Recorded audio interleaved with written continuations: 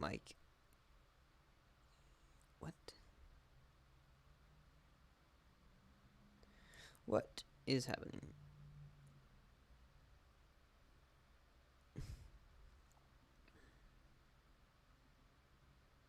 Um.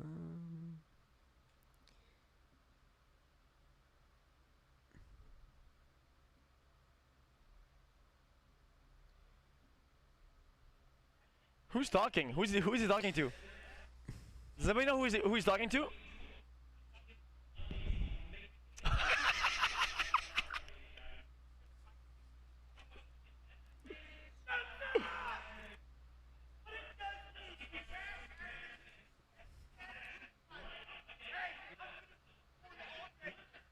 Why he's yelling? Yo, what the fuck is up, boys? We back up in this bitch! Big content coming up!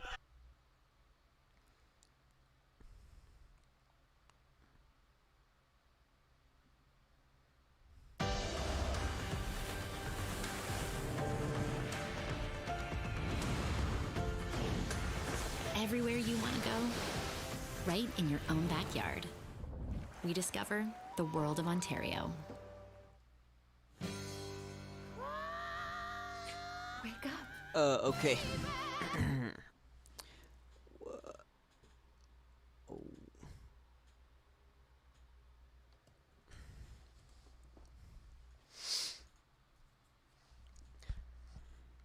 Wake up, filthy. Wake up, filthy.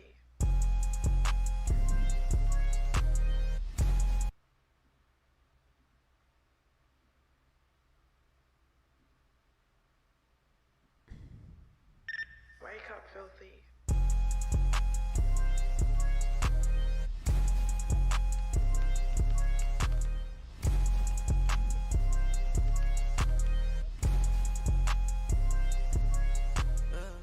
I keep your hoe upstairs.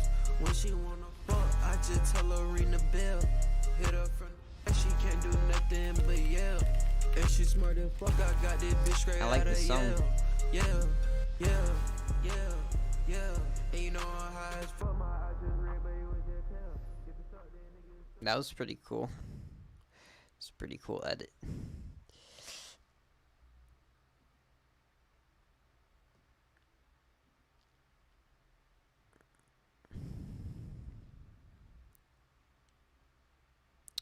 What?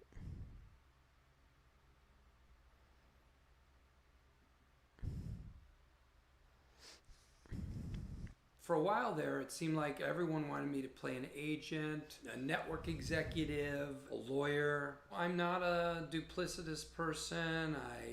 I'm not running a con on anyone. But for some reason, people felt I was able to inhabit those roles well, which is perfectly fine with me. It's all pretend.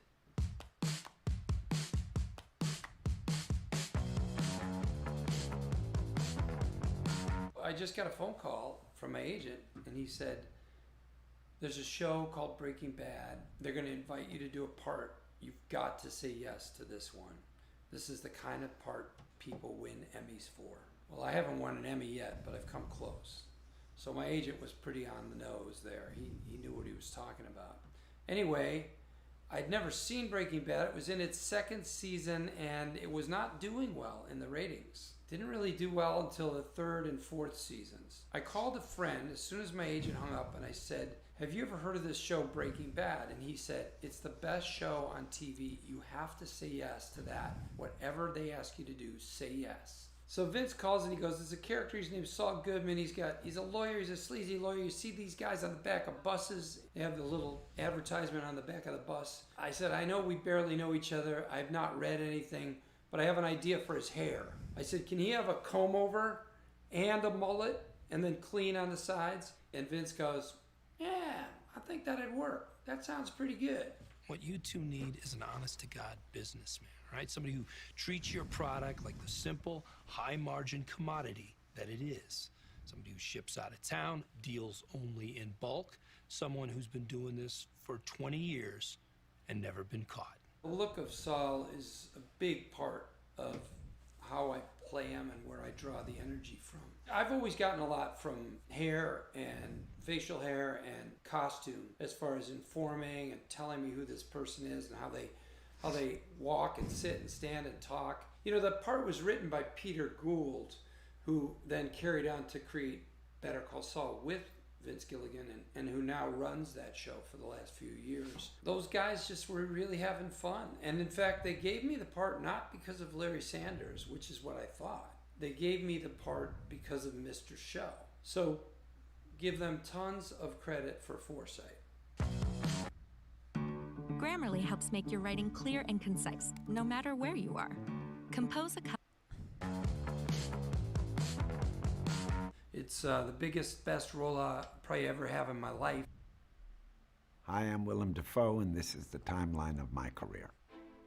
I never really decided I wanted to be an actor. I always kind of thought I'd end up doing something differently, and then enough time passed where I thought, I guess I'm an actor. I've been doing this for a while.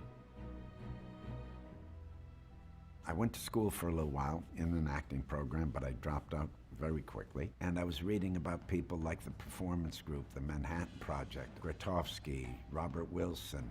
So I went to Mecca, which was New York. There was part of me that thought I would try to be a traditional actor, but I kept on finding myself going downtown, going to loft performances, seeing dance. And I got involved with a company called the Wooster Group that I ended up being with for 27 years, and that was my day-to-day life.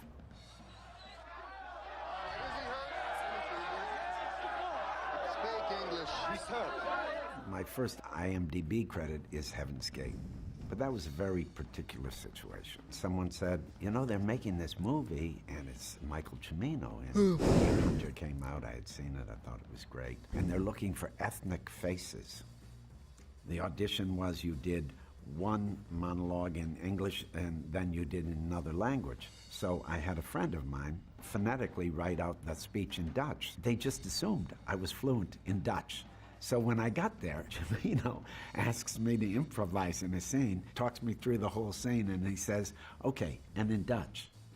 And I'm like, I don't speak Dutch. What? You don't speak Dutch? I was in a lighting setup, and someone told me a joke. Cimino heard me laugh, and he turned around and he said, Willem, step out. And that was it. I was fired from that. So I don't really count that as my first movie. Although, if you look hard enough, you will see me. I'm one of the cockfighters. I fight Jeff Bridges' cock. Don't you think I ought to get out of here while you do that? Relax, Mom. And crank that radio up. The first movie that I really made that I had a substantial role in was The Loveless. Is that any good? And that's really where it started. Bingo. Catherine Bigelow and Monty Montgomery saw me at the Wooster Group, and they asked me whether I wanted to make a movie. I'm attracted to strong directors, auteur directors, directors that really need to do something. You like to be around those people. They inspire you.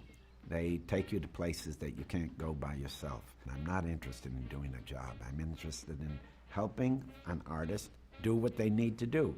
They're behind the camera. They need someone to be their creature. I'm a color in the canvas, and I love that. Okay, Mom. You're back in action.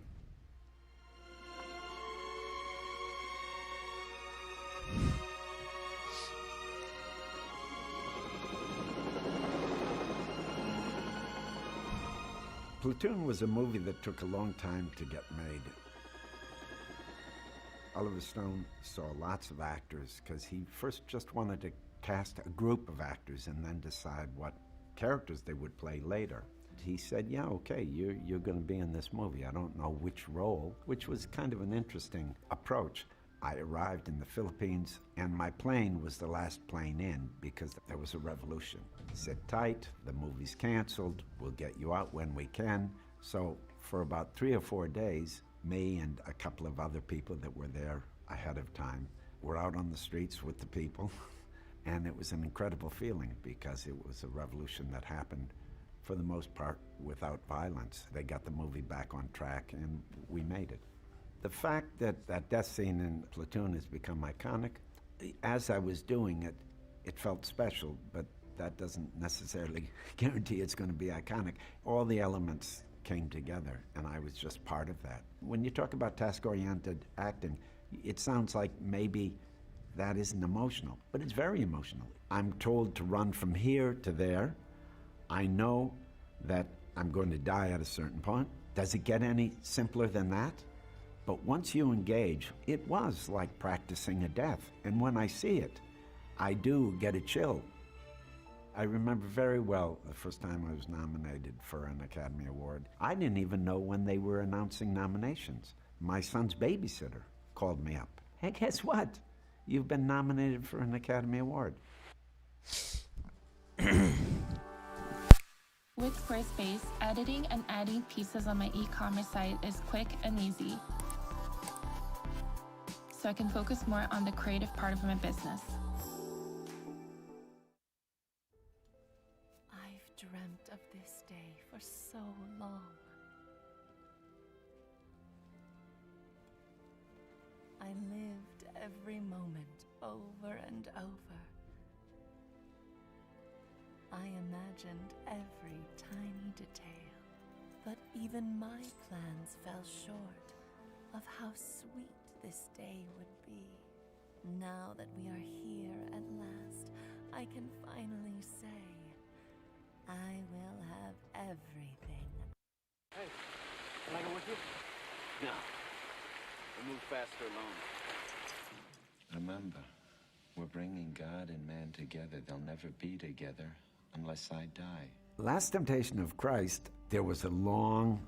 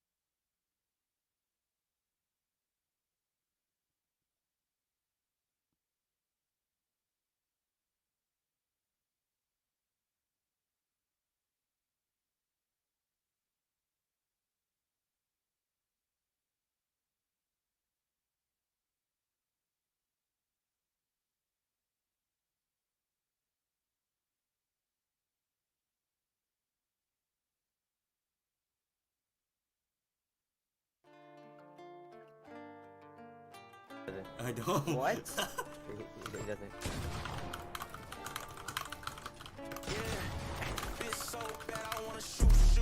I don't know things. Yeah. God.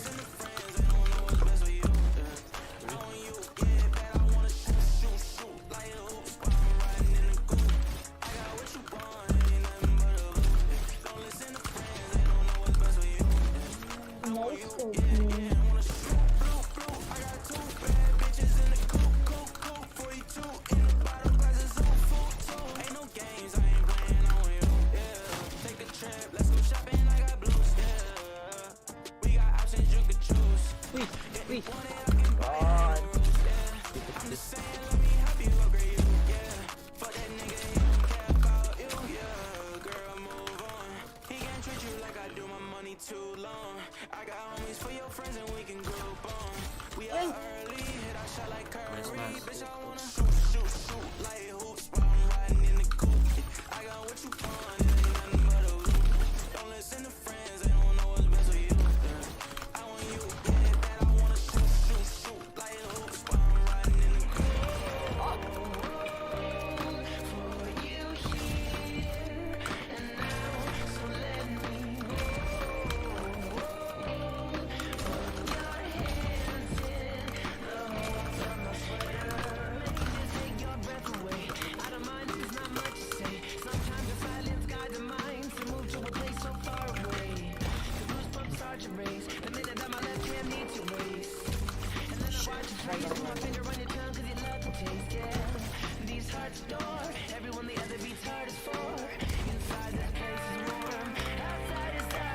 Please come in.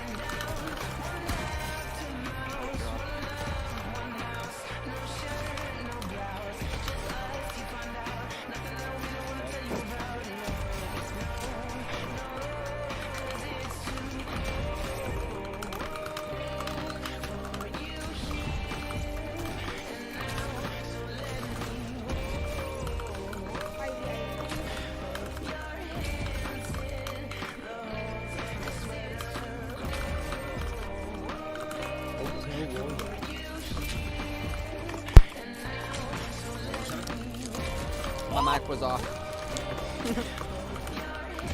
180. That's unfortunate.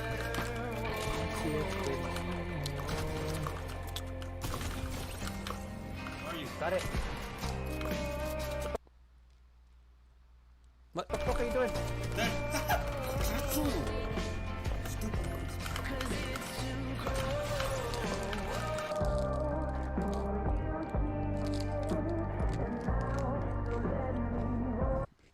That was pretty cool.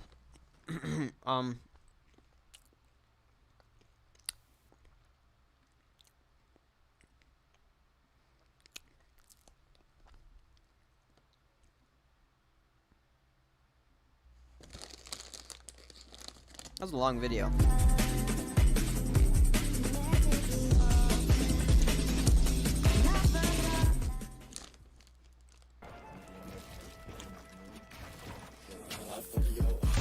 Oh!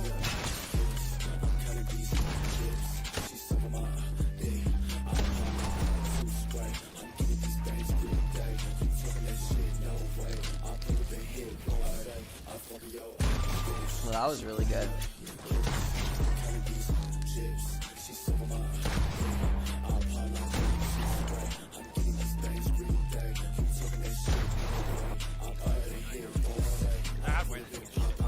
She's a skinny male.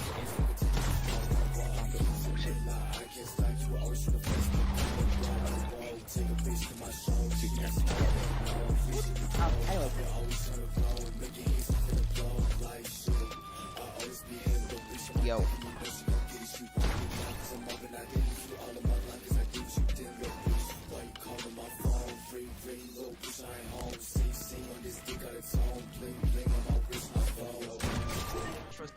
I feel like it made like no difference to be honest, but I don't know why.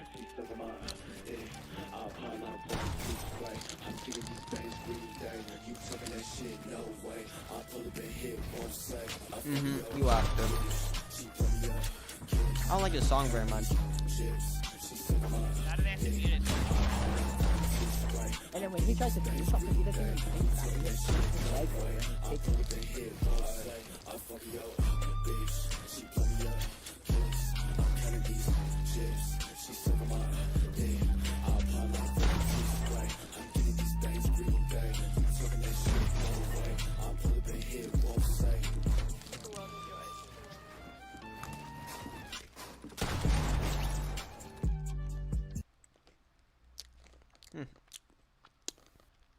What?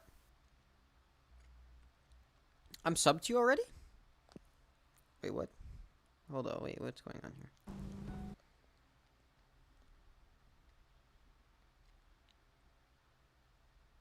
What? I watched this before? What? I don't remember this. Wait, one sec. I'm the one, yeah. She say I'm the one, yeah. But I don't.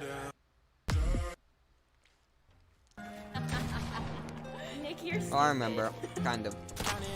No way! You line that up and hit it. Not funny.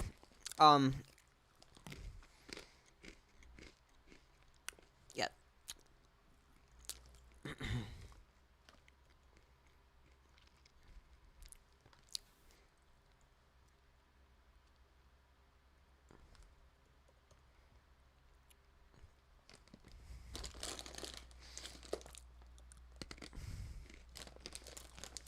Yeah, I know who Motion is.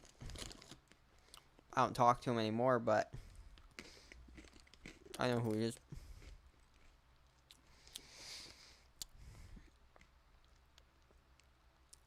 Clean clip in the PlayStation Cup. Tell me if this is the wrong video.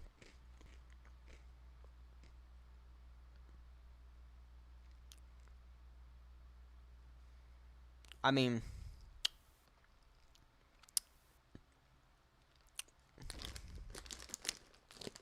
what?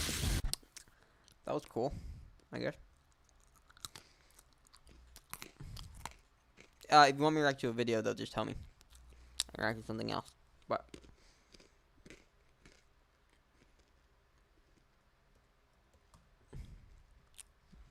I think my computer getting warm, bro. Is this disabled? Yeah, it is.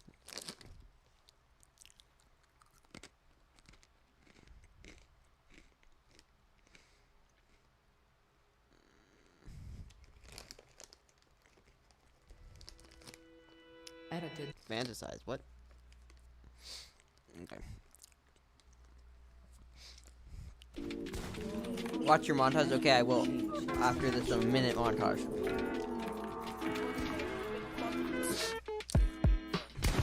Economy crazy, and that's one thing I've been feeling like lately. How many times just to save my soul, and I'm afraid I have to let you go. Bitch, so Bro, that song again. I got what you want, ain't nothing but a don't listen to friends, they don't know what's best for you. I want you, yeah, that I wanna shoot like a hoop, riding in the coupe. I got what you want, don't listen to friends, they don't know what's This is the last shoot montage I'm reacting to. I'm not talking to you. I'm saying go away from me. Because now they're jumping on my arm, even though I hit you on 16. bitch, I'm making tunes, I ain't missing, I won't lose. Let's go to an island where the water around is blue. I got two bad bitches in the coop, 42 in the bottle, glass of ain't no games, I ain't playing, I want you, yeah. Take a That was pretty cool. Was it not in 4K?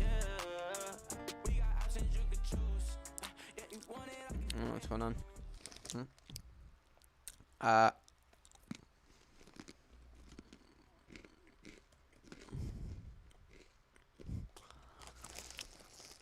Carline. Oh. No fear. Got sight set right up on these bands, and I'm gonna use the wipe tears. 5 years still sticking to the plans I made when I was a kid. Told moms I can't go live no normal life, won't start till I'm rich. Said where were you when I was down bad, and the money coming to me so fast. Left the whole shit a big dub, straightforward with it, I don't go back.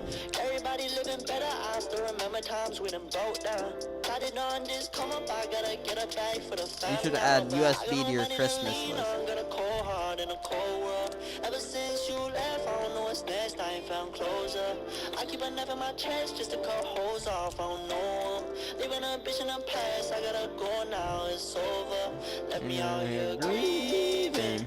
Shit on that up, baby. I'ma get even. That was a good clip. It's a cold world, baby, and I'm just getting heated. So I'm the only one I ever really need. That was cool.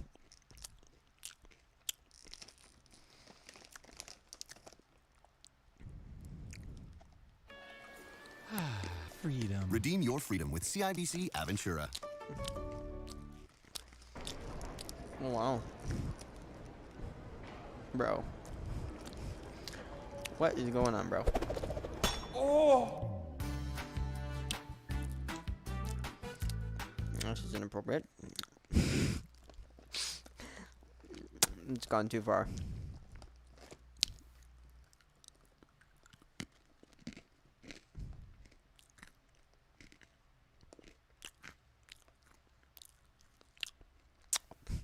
Why am I subscribed to this, bro? But I have had the best time. I'm really having a great time.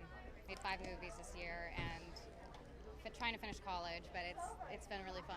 What? I'm confused.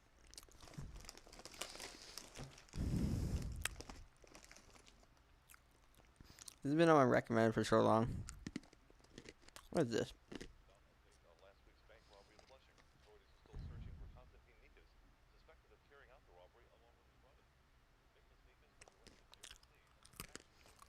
You're welcome. That's some damage, bro. What happened to him? So how much time are you facing?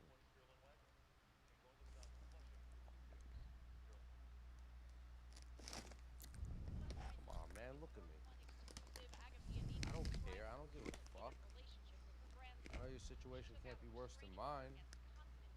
Everybody goes through shit. I'm the last one to judge.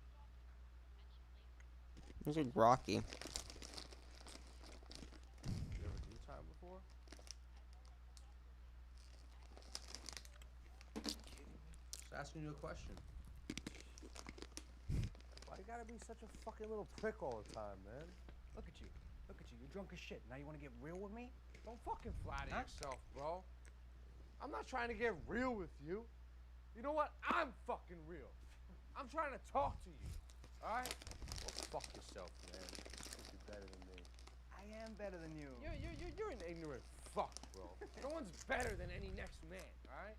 You don't know me from Adam. The second you got here, went to the booze and you got fucked up, but that's fine. So That's just who you are. You're a fuck up. That's it. I don't care. Okay, Whatever. yeah, I don't give a shit. You shouldn't give a shit. Who gives a shit? I definitely don't give a shit. Look, What is going on? People are taking care of themselves. You're either leeching off mommy, or leeching off welfare, or living off the government in jail. That's you. You don't know the first thing about me, bro. What's to know? What's to know? You serve absolutely no function whatsoever. It's pathetic. I probably made more money in the last 2 years than you did in your whole fucking life, man. See, man, a couple years from now, you ever see me driving by in my fucking Lambo? You're gonna put your fucking foot so far up your mouth, bro. You don't know what I'm talking about at all.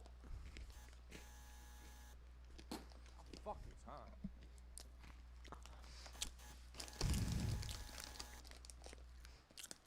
I had no context.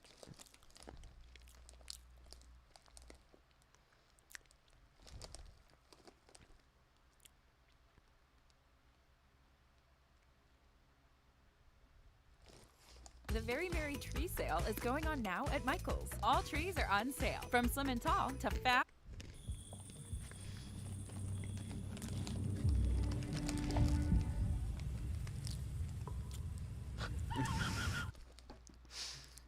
Uh-huh.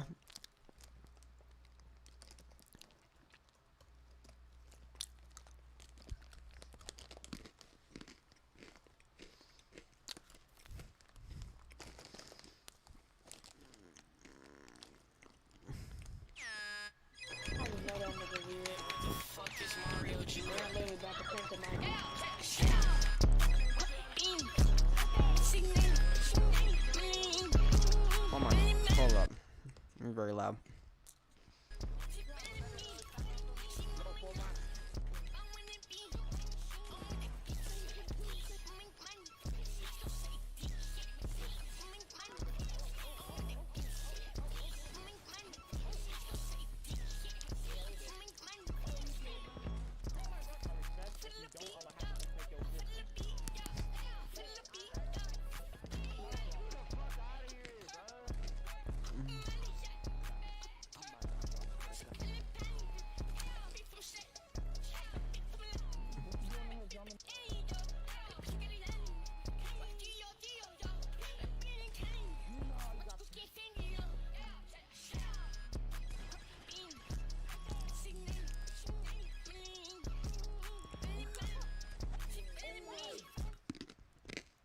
That was cool.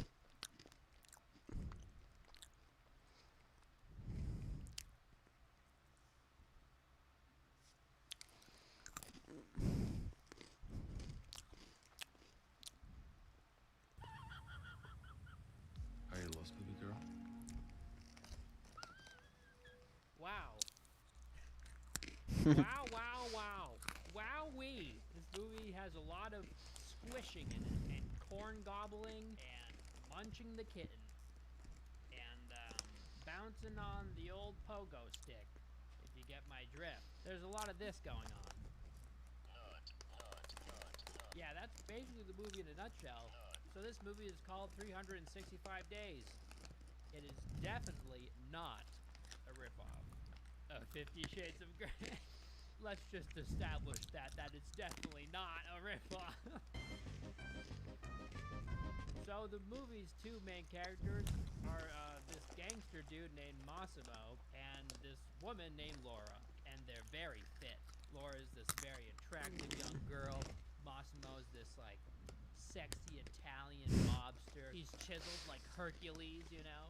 Like his body was crafted by the gods. This movie is totally not a sexual fantasy for some Barbara Biolowas.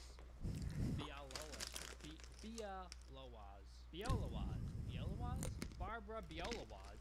That's the director of this movie. I think this woman desperately wants to be kidnapped and abused by some really sexy man. Because wow, you put a lot of time, money, and effort into this softcore prawn of hers. Don't believe me? Well, check out the plot keywords on IMDb. Here they are, except I can't show half of them because they're all very explicit. So the movie starts with Massimo checking out this girl on a beach, and then his dad dies.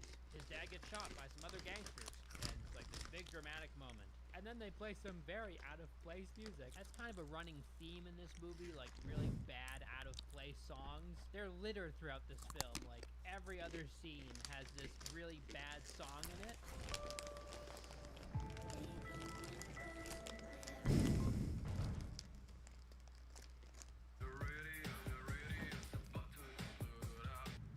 So Typhon didn't fall in love with Zeus in 365 days.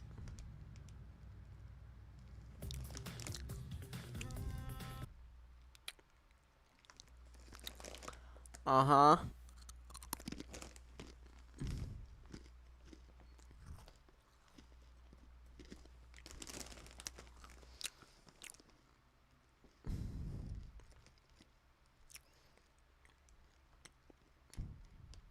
What? What is happening?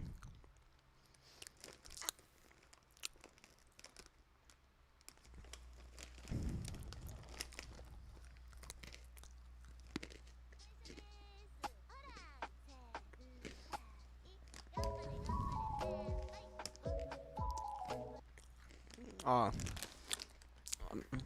Oops.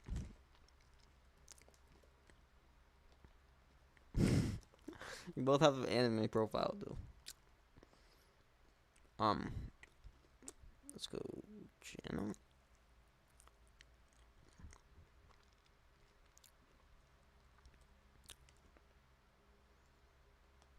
Channel.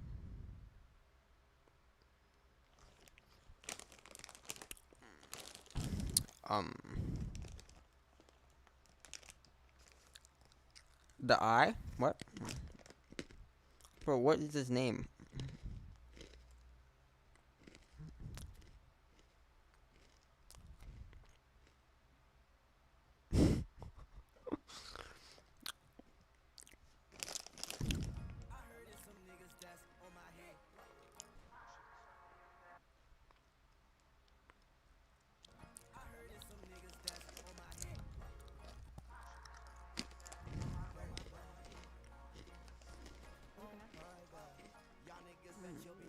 Oh my god.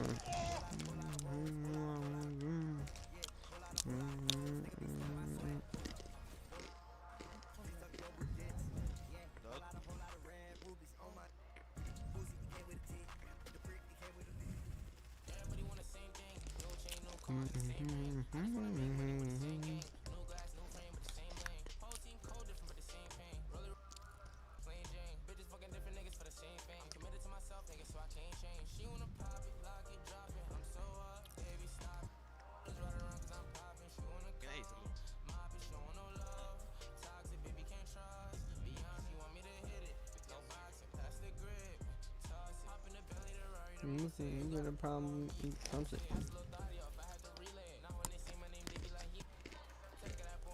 Oh my god.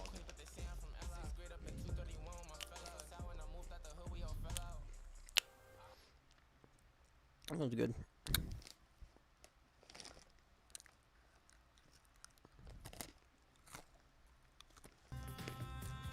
It's hilarious, and it's not like this movie is trying to be funny, you know? Like the Google Career Certificates provide online job training that's fast and flexible.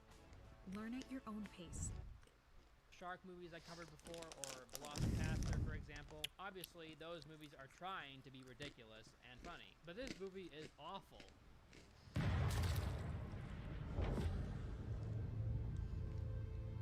Seconds later. Telling me I'm free to go.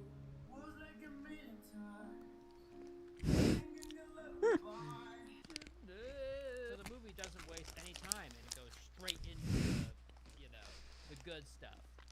So Massimo is on his private jet and he makes the stewardess gobble on his corn, and it's quite the scene.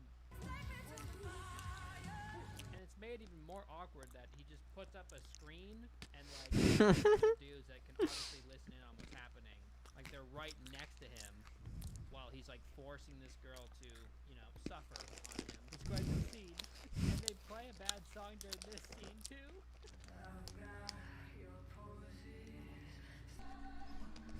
Yeah! His face. He looks so angry when he's like, yeah. So after he's done abusing this poor stewardess, she looks up at him and she smiles. Apparently she enjoyed this abuse. I think that's another common theme throughout this movie, that women secretly enjoy abuse. So take that for what you will. There's a scene where Laura's just like wandering around a party, and then Massimo pops up out of nowhere and he's like, are you lost?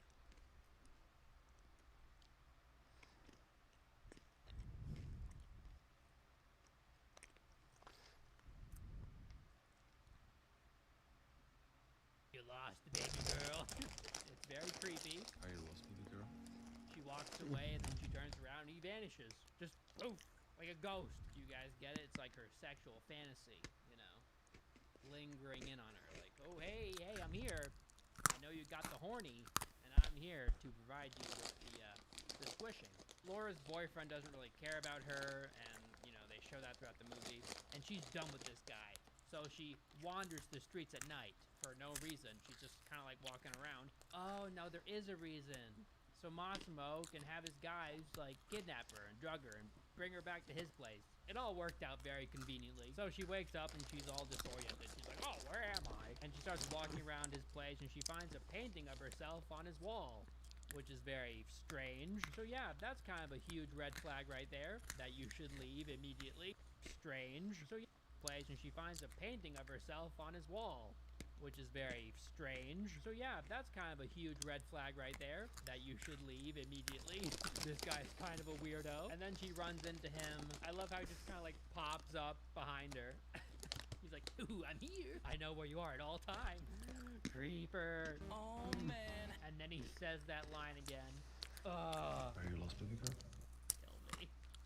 This movie is torture. And then he tells her about his father dying and how he's pictured her throughout all these years and how he's been searching for her forever. That's kind of weird. And he just expects this to work on her. He's like, oh yeah, she'll completely understand that we just kidnapped her and she'll just fall in love with me. Well, no, she's not going to fall in love with him immediately, you see. He's giving her 365 days to fall in love with him. So he's kidnapping her and he's keeping her for a full year. This guy is certainly not unhinged. He's all there. This is how you get what you want.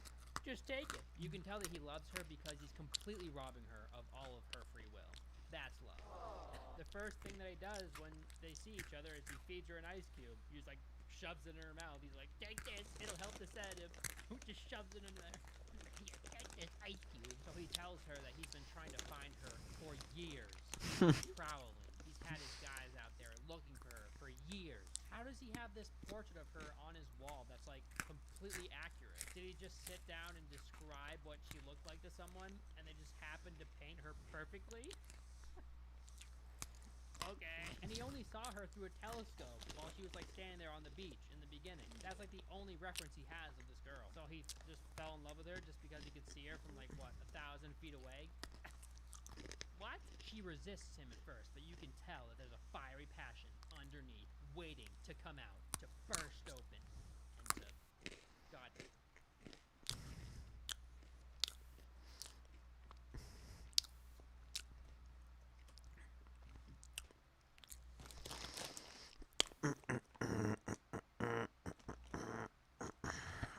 "15 hours ago."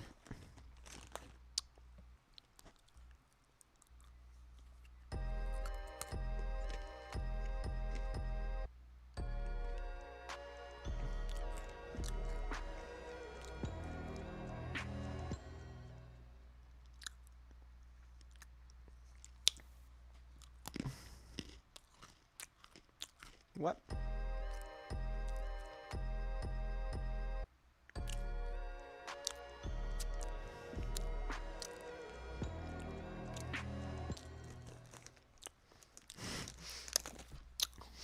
What? That was cool.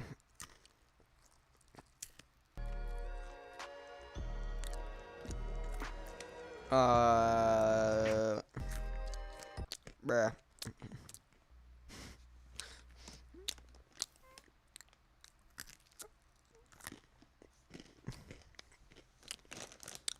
Light them both ablaze. I'm so excited to watch. I have no idea where this. The hell is this?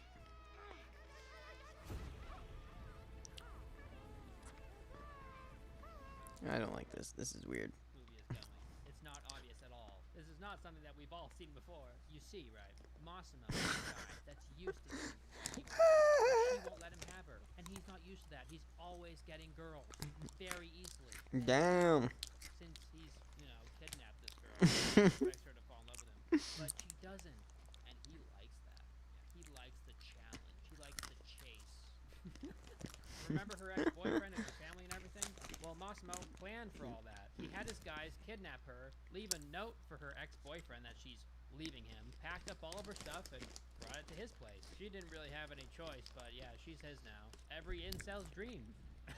So then she goes shopping with him and their bodyguards. She buys a bunch of stuff with his money, like a whole bunch of really expensive clothing, and then he chokes her in a changing room. I don't know if I need to mention this again, but there's more cheesy music. It's really bad. Chewing. So Laura tries What to is you? police, but to no avail. Because guess what? Massimo has the police in his back pocket. He's powerful. Just in case you don't know what a badass he is. I'd just love to be kidnapped by this man. So Massimo tells her that he won't touch her without her permission. He promises her. He's like, I won't touch you unless you let me. Except there's like many scenes of him touching her and choking her and just being all around abusive. Goodbye, Gelato. I guess he kind of forgot that rule. Or maybe he meant he won't stick it in unless she wants it. That's probably what he meant.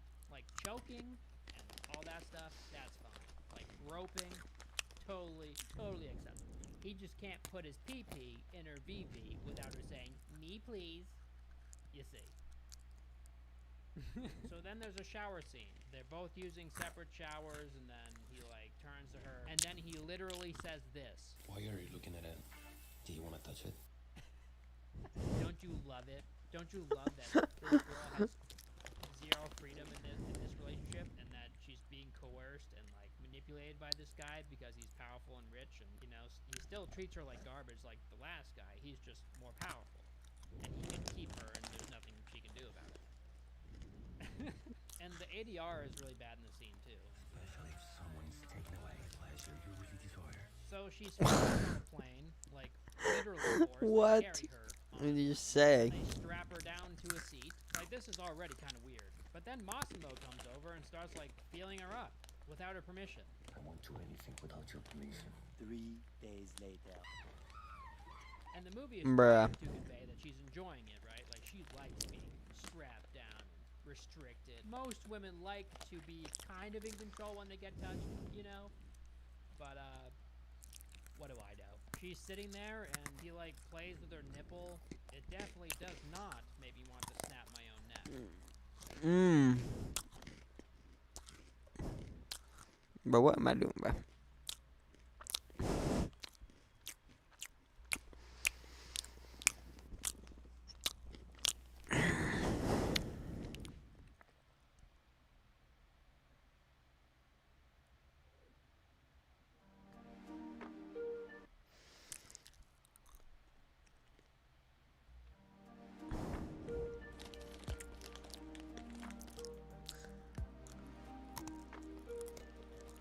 Is this really 4K?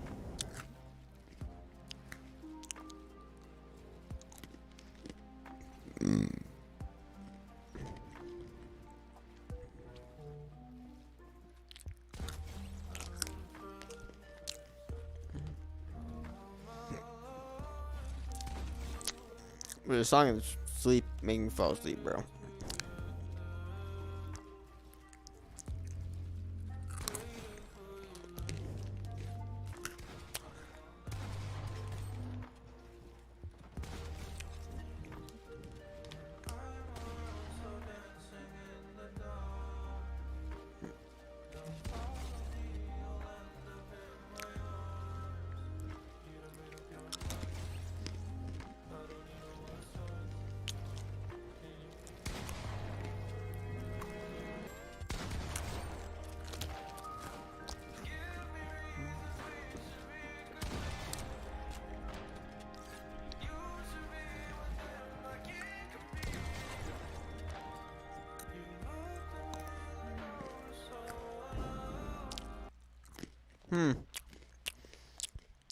That was cool.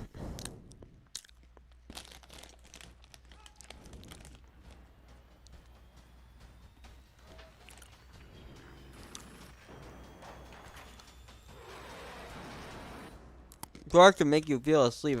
That's okay. I'm tired. I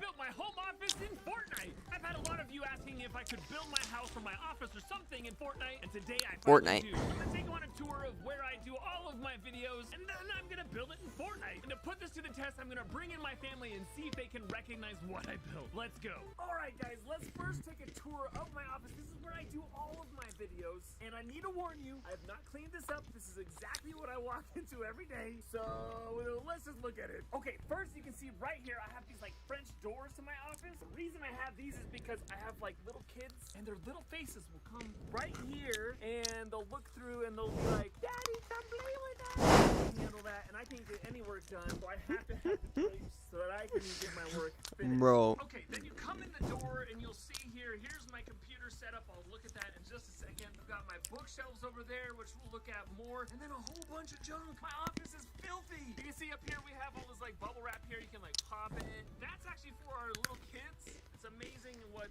little bubble wrap can do. See, we got like kids' clothes here, like little tiny like infant clothes. We'll need that in a little bit when we have twins. This is the book I'm reading right now. Actually, it's actually pretty cool so far. I like it.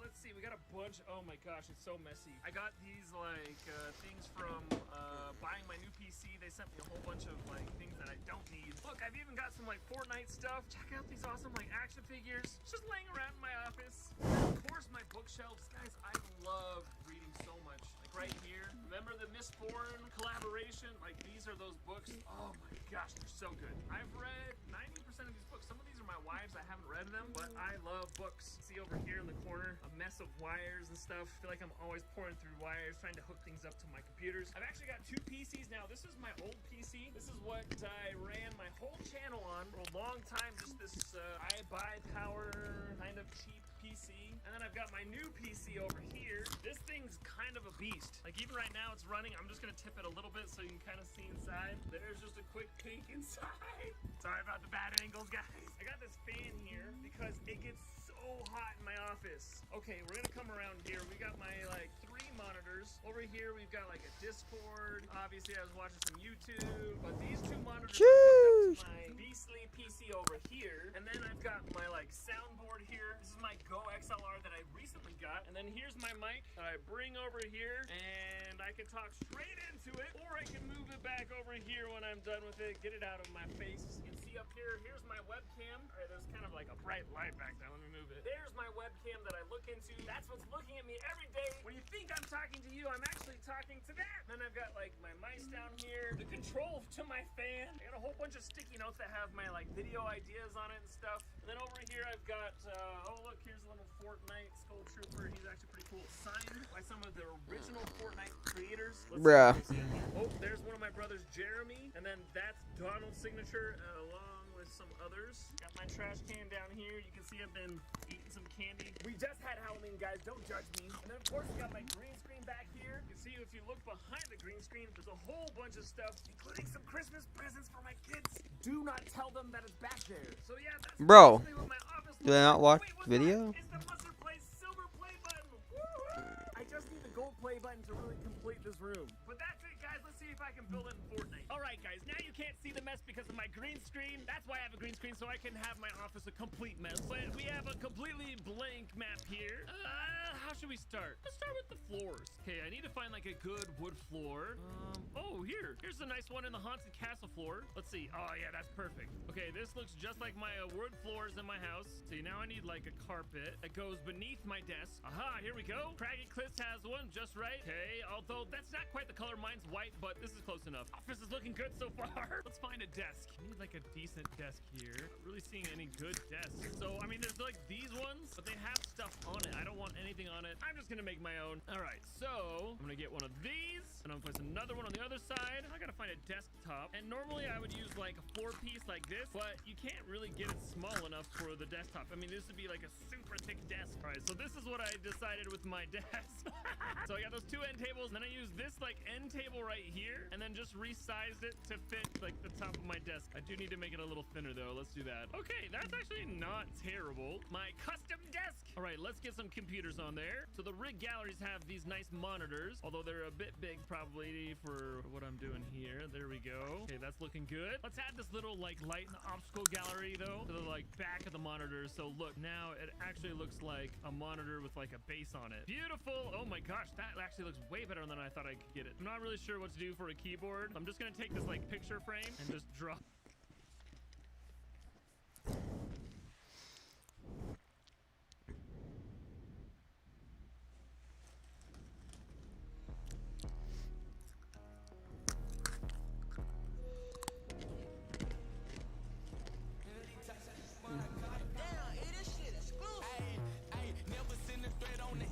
Just to prove a point that this and don't get into that. We leaving it to the informants. Don't inform me about who informing. That's your final warning. 76 you sting like a bumblebee. He start transforming. See your homies on the drip, but they ain't never make it back. Shoot up the scat, we left it flat. He died on the impact. My shooter here, gym rat, but never mentioned who we cracked. We put you where the news at. I bet his family view that. Slide by myself before I call a nigga.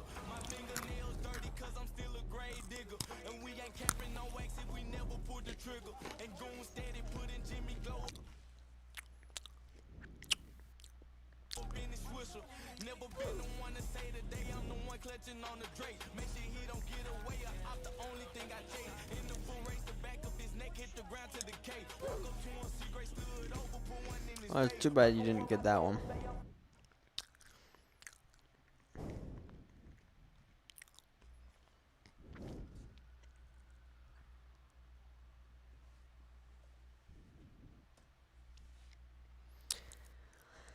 Anime cringe.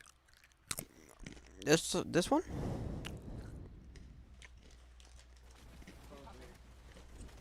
Fucking quick.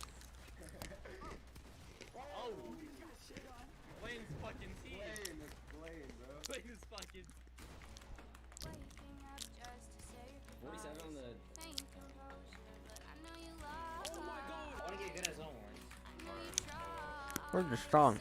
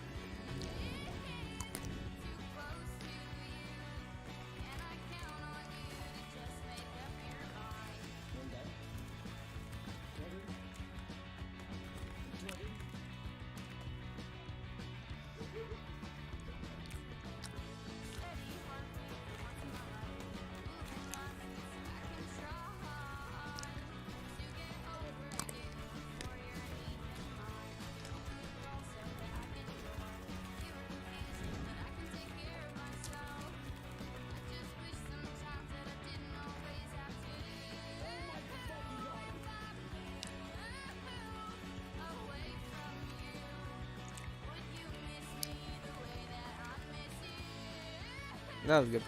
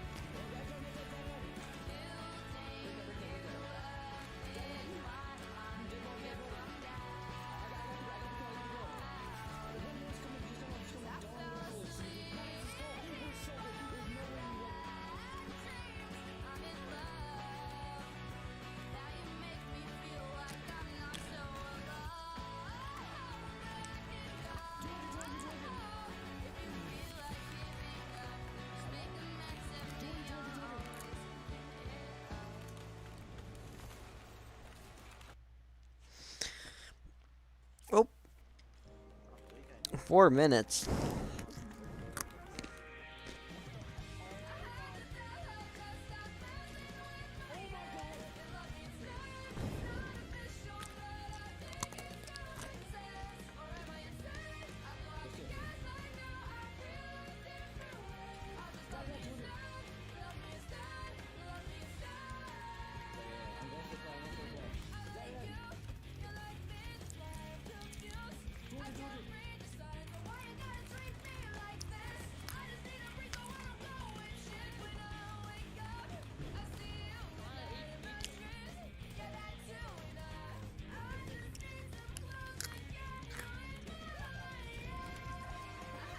Oh wow.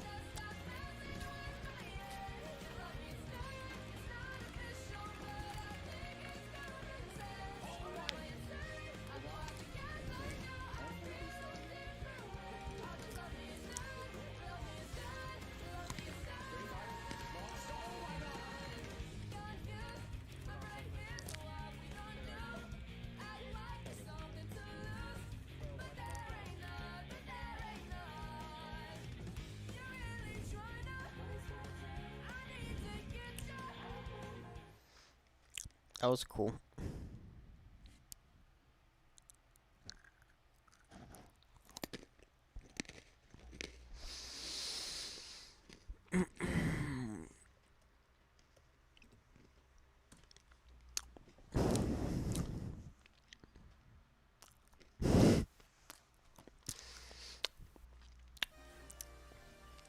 Mr. Rage.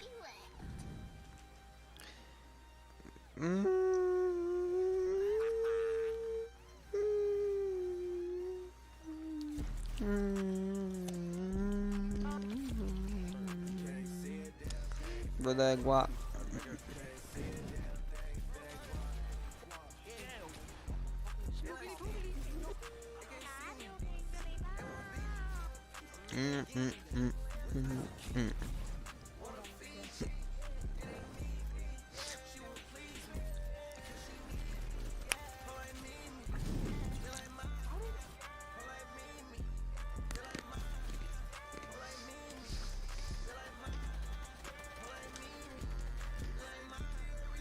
Helicopters chopper.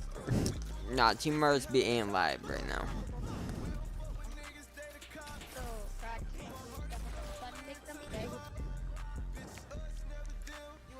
What? Pause whenever needed. What?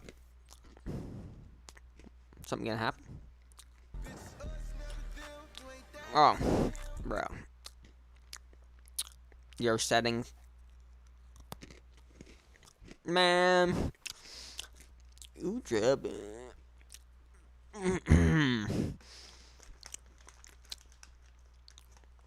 What is this? Boy, Lil Timmy Tim, aka 2 inches proud. You told me to spit some shit, I'm about to spit some shit impromptu. Spit that shit, son. Straight off the dome, I got my boy Jiggy Jig. Yes, He's me, in the yeah, building, yeah, yes yeah, sir, he's yeah. about to hit me with that beat. Just do it, man, yo. let's get Let's to it. fuck it, Yes yo. sir, Let's yes do sir, it. yes sir. Yo, alright. Against the wall. There's no way this is him, bro. Because I don't know what my frame is, if you just see my neck, sorry. I'm not watching this. Nope. This is gone too far. What is this? When superior winter performance matters, what really matters is Bridgestone. Well, I would assume you have to distribute. Yeah. Just go Starman. And then like Patrick. What? Look at her. Dude, look how tiny she is. What?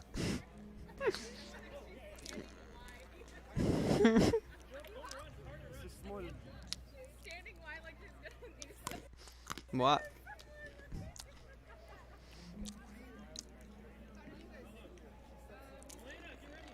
Why is he recording?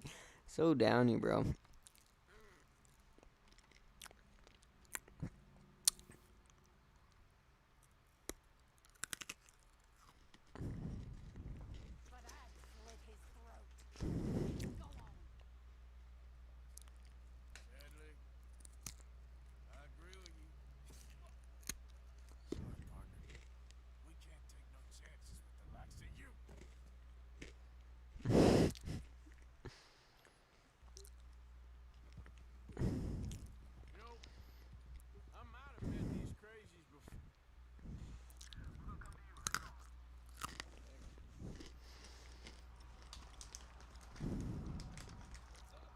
I think this is where I stopped playing.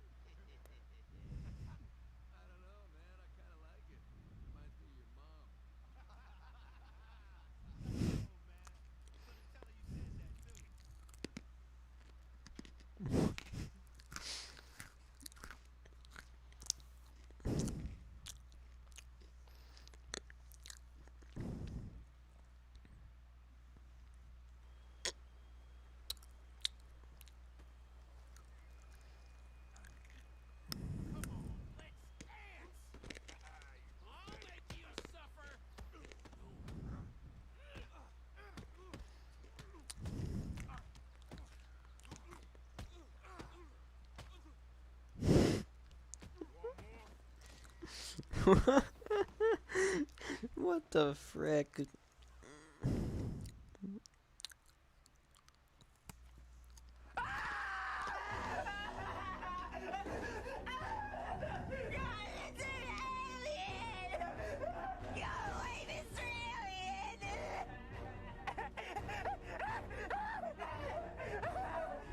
I had a completely different video planned for today, but I had to push off my video that I was going to make and make my Onision video early because of the recent events that just took place on Twitter.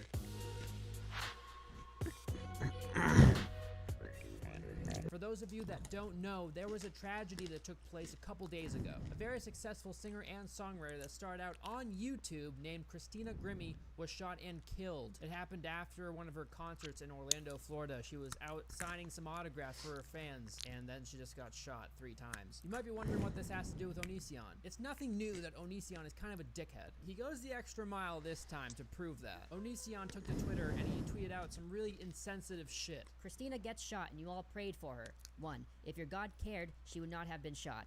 2. You prayed, she still died. Wake up. This is not What? the time to be pushing your stupid atheism agenda.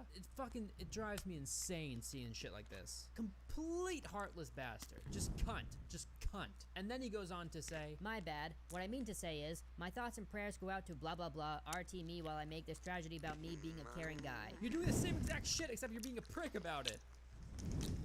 In fact, this is worse, because he's drawing even more attention to himself. If he did just make a random generic tweet about how he, his thoughts and prayers go out to her and her family, yeah, he would get the usual likes, but with this kind of shit, he's getting way more attention. I never knew Christina existed before this, but everyone look at me and how sad I am. Me, me, me, me, me. Every other YouTuber right now. You know Christina Grimmie has 3 million subscribers on YouTube, right? You might have been one of the few that did not know about her before all this happened, but there are a lot of people who are touched by her music and the videos she posted. It's just like any other celebrity dying, you feel like you knew that person, and then when, you hear about their death, it impacts you. Instead of being patronizing, I'll give good advice. When going to an event with your fans, do as I always did and wear a bulletproof vest. Okay. Shut up! You know Bro, this doesn't what? happen every day, right? It's like a plane crash.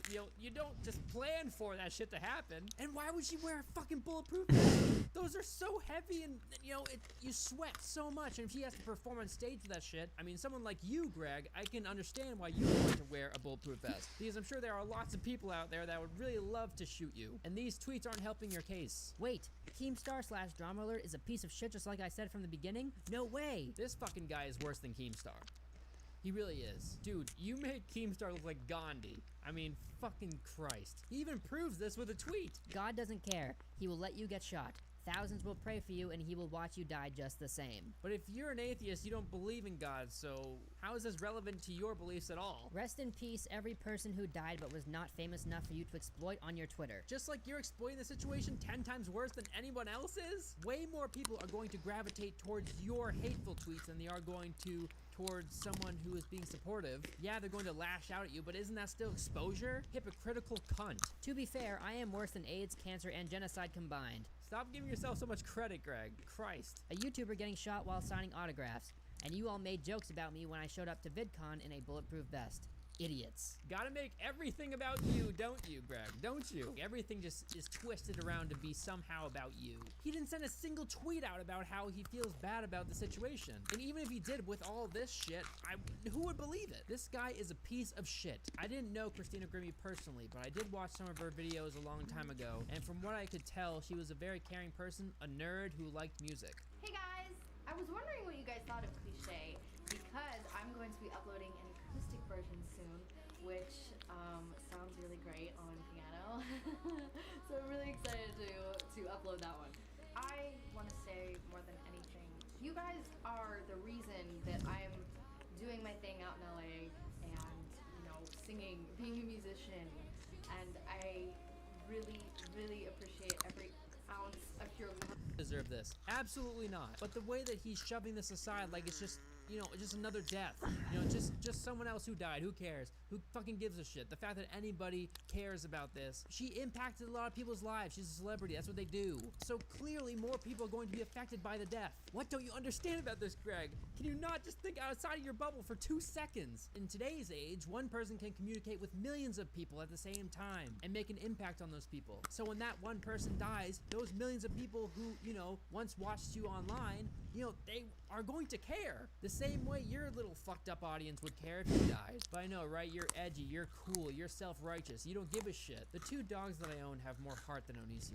For a 30-year-old man, he definitely uses an abundance of emojis to express himself on Twitter. Now that we got that out of the way, let's take a look at how Onision has any sort of relevancy online. According to his earliest video, Onision has been on YouTube for 8 years. I have to be honest, there are some videos that he's made that I actually like. He made one on Donald Trump that was fucking hilarious. He made pretty funny parodies on Leafy and Matthew Santoro. I mean, this guy's pretty good at making videos. He's a pretty good YouTuber. But there are some things that Onision has posted that I fucking hate. He uploaded a video in January of this year named I Betrayed My Wife.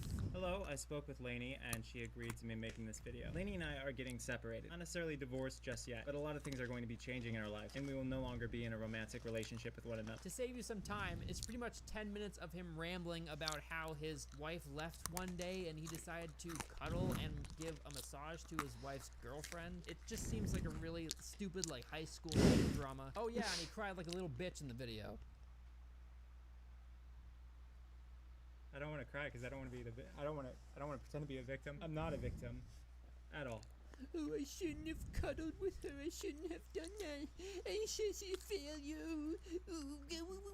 So to those I let down, I'm ashamed of myself for doing so. And if any of you take anything out of this, cuddling is definitely not okay, especially when your significant other indicates it's not. So we uploaded this video, and obviously it did really well because this is the most clickbait I've ever seen. I betrayed my wife. Are you fucking kidding me? It's over 9,000!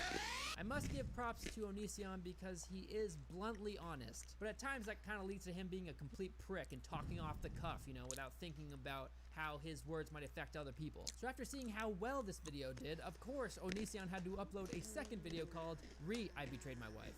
Did I say he uploaded 1 video? Oh, I meant fucking 3.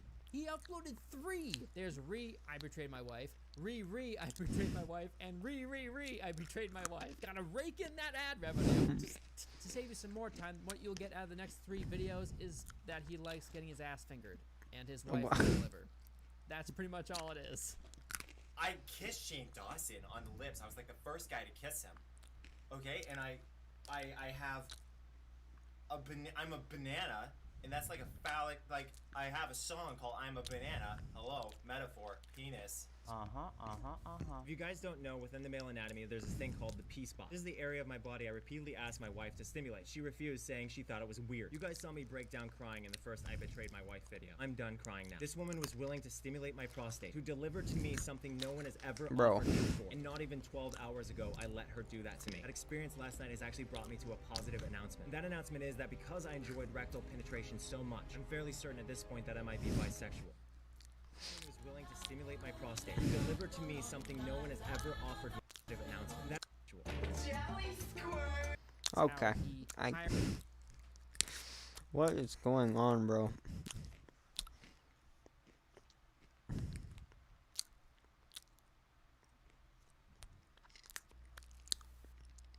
Send us to your school. He said the pupils are a bad influence. Is it true, Brother William? Suppose so. I'm Bruno. Schmoll. Sorry? Schmoll. That's your name. Never heard of anyone called that before. I've never heard. My character's Norman. He's 11. Of course, but just for Isabel, you're just tips you can share with your fans out there. For me personally, get your mum to dress you. Someone else about to help him. 2012. I didn't know who that guy was till the show came out.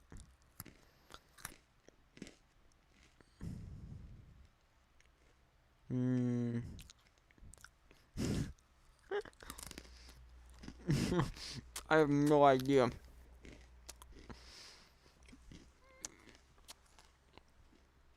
Nope.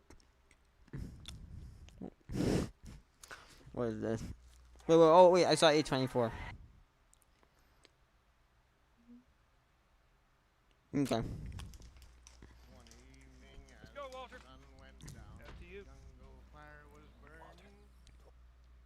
Walter In White? the video, Willy happy Wonka? Halloween if you're watching this on Halloween Day. Here's some virtual candy. Go crazy. As a child, I never really watched scary movies due to the taboo belief that children shouldn't consume any media that doesn't have a Disney, Pixar, or Blue Sky logo attached to it. And to any of the holy rollers out there, I was forced to sometimes watch VeggieTales. Because the most genius way to advertise the belief of God to children is from the mouths of talking vegetables. Because kids sure love broccoli and asparagus. I like right? VeggieTales.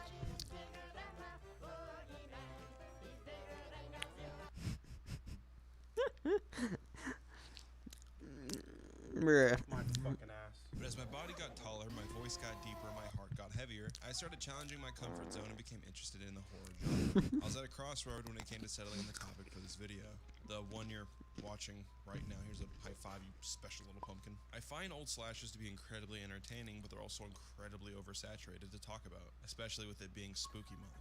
And if I wanted to talk about every Friday the 13th film, Halloween film, Leatherface film, Nightmare on Elm Street film, you get the point. If I wanted to talk about every slasher movie within its individual franchise, this video would be 10 hours long, and I would for sure not hit the deadline of October, ruining the point of a Halloween special. But that would allow me to talk about The Nightmare Before Christmas. This has nothing to do with the video, but God, I just love Frankenweenie. But as you saw in the title and thumbnail, I settled on discussing A24 films. A24 horror films fascinate the hell out of me because of how much conversation and controversy there is about any project they produce. For example, on October 8th, they released a film called Lamb. And in the film's trailer, the tone was so bizarre that nobody knew what the hell it was even about. And where familiar freaks like Jason and Michael Myers have films with the same premise of a supernatural being going destroy, kill, destroy, A24 films attempt to be more artistic in their presentation using psychological horror elements to convey their stories. I use the word attempt to be artistic because you have films like Tusk, which you're going to be hearing about in a bit by Indie Generate. That poor soul. But the backlash that A24 often faces revolves around whether the horror films they produce are actually scary. The standout directors of A24 horror films are Ari Aster, who made both Hereditary and Midsommar, and Robert Eggers, who made The Witch as well as The Lighthouse. Out of the 4 films I just listed, you're guaranteed to find polar opposite takes on each film. For The Lighthouse, Richard Props of TheIndependentCritic.com said that The Lighthouse was easily one of 2019's most unique, original, and rewarding motion pictures. Then you have a review by Tessa Smith of Mama's Geeky, and that read, "It was too artsy, too far-fetched, and by the time we get to any reveals, well, I just don't care anymore. The only reason this gets a 1 out of 5 instead of a 0 is the acting."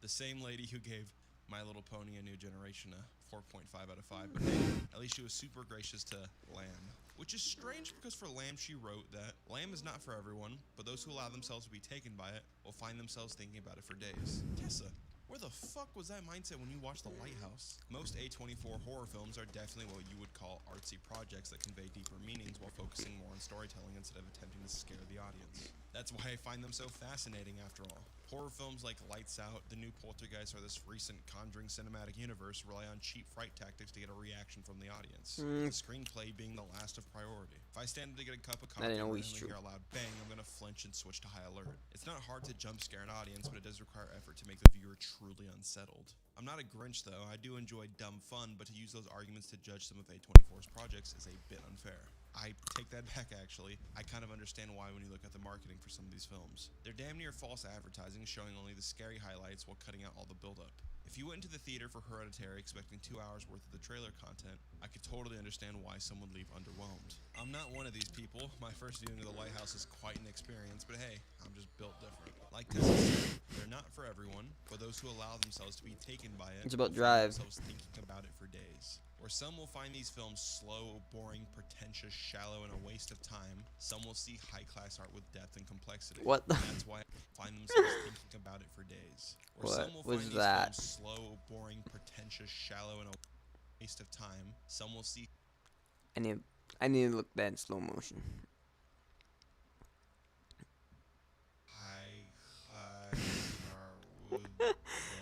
What is that? That's why I chose Cute little A24 sheep. films. Don't be mistaken though, some of the films in this video are not good at all. A letter and 2 numbers can't save them all. Oh yeah, by the way, this is also a collaboration project in case you couldn't tell by the description, pinned comment, and divided segments. If you just came from Moi, then you'll still be pleased because I'm going to be talking about The Witch in a second, but I asked for you to stick around and watch the whole video because the people in this project put some serious effort in their segments and you could potentially end up finding a new creator to watch. Just like the films, keep an open mind to each segment and judge each presenter on their parts alone. And if you enjoy what you see from them, subscribe to their channels. Like I said, some of the people in this video are incredibly underrated, and you can find them in the description and pinned comment. Also, in case it wasn't obvious, a majority of these segments aren't going to be reviews, but more discussions. So here's a clear spoiler warning to just about every single film in this video. With that introduction, thank you for clicking on this Dr. Skipper Halloween special.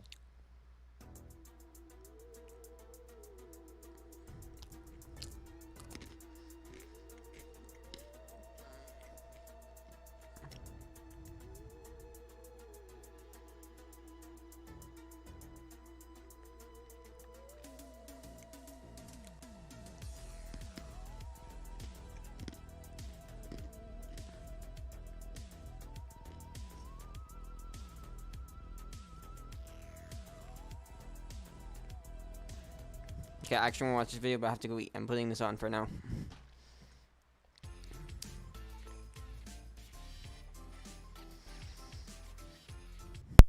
Today, we are going to be looking at American Horror Story. More like American Horrible Story. Got 'em. This is kind of like my Game of Thrones video because I really liked Game of Thrones and it really sucked making that video. And I also really liked American Horror Story. This one season though, it's awful. Oh my god, it's so bad. American Horror Story is legitimately terrible now. And this is coming from someone who once enjoyed the show. I didn't think it was the greatest thing on earth, but it was fun, you know? The acting was good, the twists were fun. It was just a fun show before. And now it's a stupid show. I will probably make some hardcore fans really mad at me in this video. So I'm sorry, but just hear me out, okay? Before we get into the main course, here's some little appetizers for you. This is what I thought of all the seasons prior to this one. Just to be clear, it's been a while since I've seen some of these seasons, so I might not be remembering them all correctly. And feel free to let me know your opinions of these seasons in the comments down below, because I know you're going to do that anyway, and I'm probably wrong about something in this video, So please let me know what I'm wrong about. Hey, Elvis, your opinions suck. This is why. Yeah. Opinion time. No, but for real, it's fine. I think it's fun seeing all these people tell me what they think about a certain thing.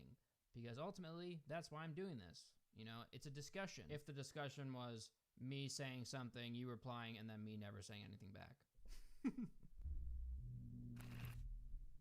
I liked Murder House. I thought it was fun. I loved Asylum. I don't know why. I just remember really liking it for whatever reason. Thought it had an interesting story. The characters were good. The acting was good. It kept me engaged the entire time. I thought Coven was pretty good. I started to get bored about halfway through, but I think it's still a solid season. Freak Show is excellent, at least for like the first 5 episodes. And then it plummets drastically. I'm not sure which episode it is, but once Twisty the Clown died, the season died with him. They introduce a new bad guy, and it's just like, why? You could have just kept Twisty till the end, because he was literally the only interesting thing about that season. I guess the writers didn't know that, so Hotel starts out pretty good, but then the third act is extremely boring. And I felt like there were a lot of moments in that season that were just kind of dumb. I'm not sure if this is an unpopular opinion or anything, but I kind of liked Roanoke. I thought it was a clever take on the whole reality show thing. Thought it was pretty good. Cult, I thought, was a little bit too heavy-handed with its politics, and then it becomes super predictable. It's basically the tale of like a modern day Charles Manson if he had blue hair and he really liked Trump. And as for Apocalypse, wow, the show had its up and downs, you know, but this season went so far down that it went to visit Satan. And I'm not even joking. This season is about Satan. Let me get the one thing that I liked about Apocalypse out of the way. The acting, for the most part, was pretty decent. For the most part, there are some scenes that make me want to drag my teeth across concrete, but, you know, for the most part. I haven't seen this newest season, 1984, yet, but if it's anything like Apocalypse, I just don't care about this show anymore. And it's a damn shame, because they had some pretty creative ideas in the past. Apocalypse is so weird because it comes across like a love letter to all of the American Horror Story fanatics out there. If the letter just had a bunch of references to better seasons, and it was covered in shit, then yeah, that's what you get. That's what Apocalypse is. If you haven't seen any of the other seasons, then Apocalypse is definitely not the season to start watching, or to watch at all, in my opinion. And it's not even like the Star Wars thing. You know how like The Force Awakens was basically A New Hope, but just a new version for the new generation? Well, Apocalypse didn't really copy any of its previous work. Instead, they take the characters from previous seasons and they try desperately to kind of like piece some of them together in order to form this new season. And it doesn't work at all, because all of the previous seasons, you can watch them by themselves and they'll make sense by themselves. They're all standalone. Yes, some of them have little Easter eggs here and there, being like, oh, hey, remember this season? That was a pretty good season. Remember this one? Like the clown doll from Cult. But they never really did like a full crossover until now. And I definitely think they shouldn't have done that. The first episode is called The End, which is kind of ironic because it probably should have ended here. I don't care enough to remember these characters' names, and it's kind of funny because the show doesn't care about these characters either, and they proved that like 3 episodes in, but I'm getting ahead of myself. So I'll be giving these characters my own names. So it starts with this woman getting a haircut. I'm just gonna call her Barb. That's the shortened version of Barbara, by the way. I just feel like she looks like a Barb. I don't know. And she's getting her haircut done by Gay Fieri. A warning comes up on Barb's phone telling her that there's an inbound missile crisis. What the fuck? No, it's bullshit. Barb says, oh, it's probably just a hoax, but then her dad FaceTimes her and tells her it's real. And when she's talking to her family, she holds her phone out at arm's length, which doesn't look very comfortable. Hey mom, yeah, okay, yep. Who holds their phone like this? No one. That's who. Her dad says, your mother and I love you very much. But then this guy comes into frame. Wish we could be together again, but it's too late. He just kind of came out of nowhere. And he doesn't look very concerned about his imminent death. Instead, he looks like he has a stomachache. So her dad tells her that there are 4 spots available for them in this underground bunker somewhere that he paid for, just in case of a disaster. Thanks, Dad. And he's giving them all to her because it's too late for them. Then you hear the bomb go off and they die. Barb doesn't really seem to care that she just watched her family get eviscerated, which is, I don't know, that's kind of strange. I think most people, like even Hitler, would care if they watched their family get blown up.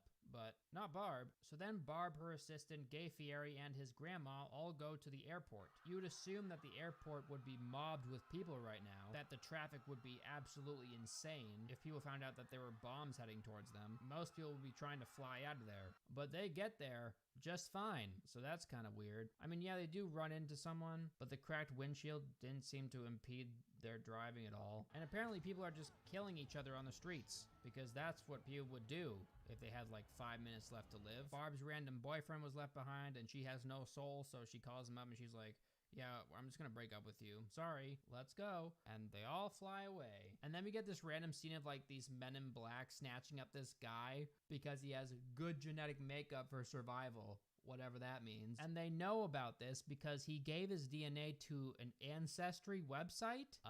Okay, then I guess that works. And apparently the men in black could only snatch up 2 people. I'm just gonna call them Jeff and Jess. It seems to me this whole ancestry.com scheme wasn't all that worth it if you just got 2 people out of it. So they bring Jeff and Jess to this underground bunker where all the other people are.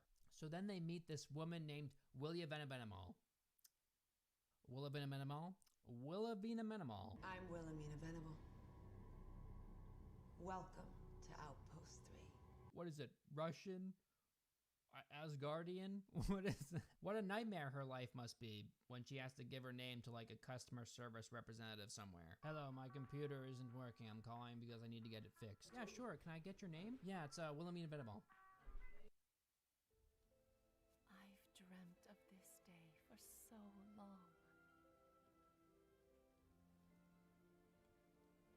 I lived every moment over and over. I imagined every tiny detail, but even my plans fell short of how sweet this day would be. Now that we are here at last, I can finally say, I will have everything I deserve.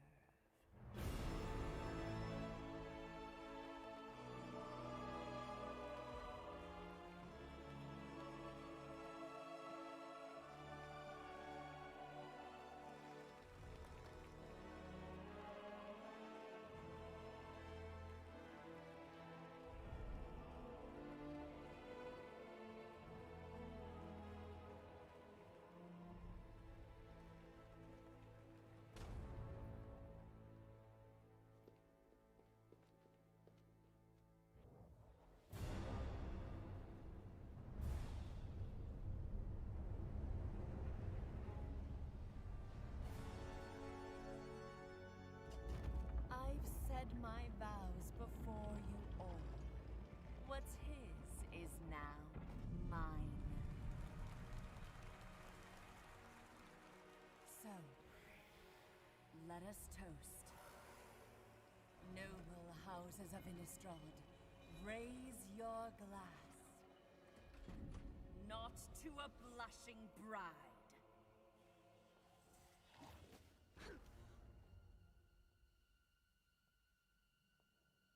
but to a queen. To power. To dominion over the endless night.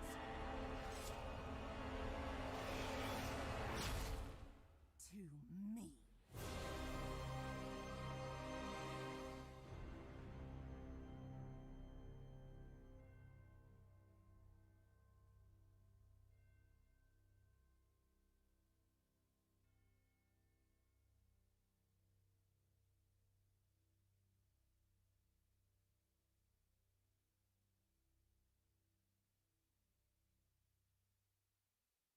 The professor gets to know your name, you get to know their name.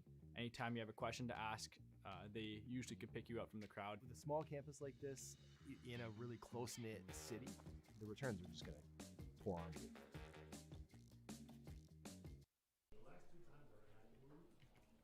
What? So this underground bunker is called Outpost 3. It's a bomb shelter that was once a subterranean boys' school. So right away, that doesn't make any goddamn sense. We find out later that it was actually an underground school for warlocks. The cooperative to whom we owe our eternal gratitude took ownership and converted it once they realized what was coming. You'd assume that if this whole operation was funded by the 1%, that they would just build their own bomb shelters instead of relying on a random underground school. But that doesn't matter. Let's keep going. So there's this group called the Cooperative. Basically, it's just a group of the world's elites, the smartest people on Earth and the richest people on Earth. The cooperative is not made up of nations or armies. It's a collection of the dozen greatest minds mankind has to offer. It's basically just the Illuminati. And they only managed to salvage like 10 people in this outpost. I guess that's all it can hold. I don't know, it looks pretty big to me. Most of whom are narcissistic and stupid, one of which is an elderly woman. I guess these people got in because they could pay for it. Okay, It was really expensive. back So ultimately what to you the get video. is a bunch of... Hello? The Witch, or if you want to get really authentic, The Vitch. You see how the two V's make a W? It's pretty cool, huh? Is a horror film that takes place in 1630s New England. If you haven't made the connection yet, then you're either very uneducated or very underage, since pretty much every high school student that's American has been taught about the Salem witch trials that took place from 1692 to 1693.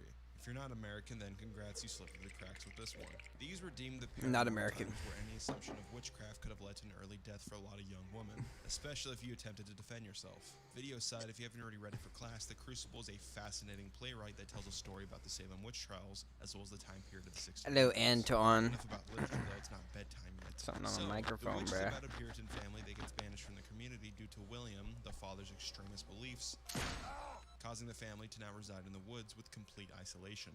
Later, Catherine, the mother to all the kids, gives her youngest child Samuel to her eldest daughter Thomasin, played by Anya Taylor-Joy, Princess Peach herself. And after an intense peekaboo match, she's stolen and taken to the woods, beginning the downward spiral for the family throughout the rest of the film's runtime. The Witch is not a jump scare, cut corners, whip on the back production movie. It's an extreme slow burner that focuses on making the viewer It was uncomfortable alright. while remaining It wasn't faithful that to the good. world it's attempting to depict. A lot of the film's scary I only like elements are things Black that matter Phillip. most to any piece I of like cinema. Black Attention Phillip. to detail, authenticity, acting, script writing, set design, cinematography, lighting, etc.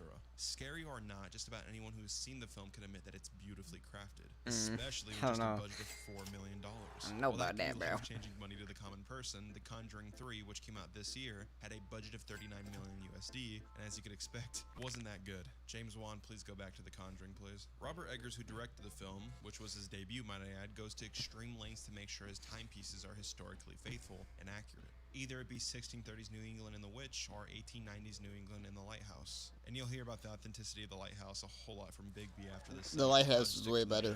For now. Like I said, The Witch's atmosphere is insanely faithful to 1600s New England. Robert Eggers admits that he was obsessed when it came to researching for the film, and would scavenge through old books, journals, paintings, or real-world items of the 1600s so that he could study them to properly replicate the atmosphere of a Puritan family that lives off the land. You could see the payoff of his research within all the technical aspects since they all collaborate to make the film come off as super authentic.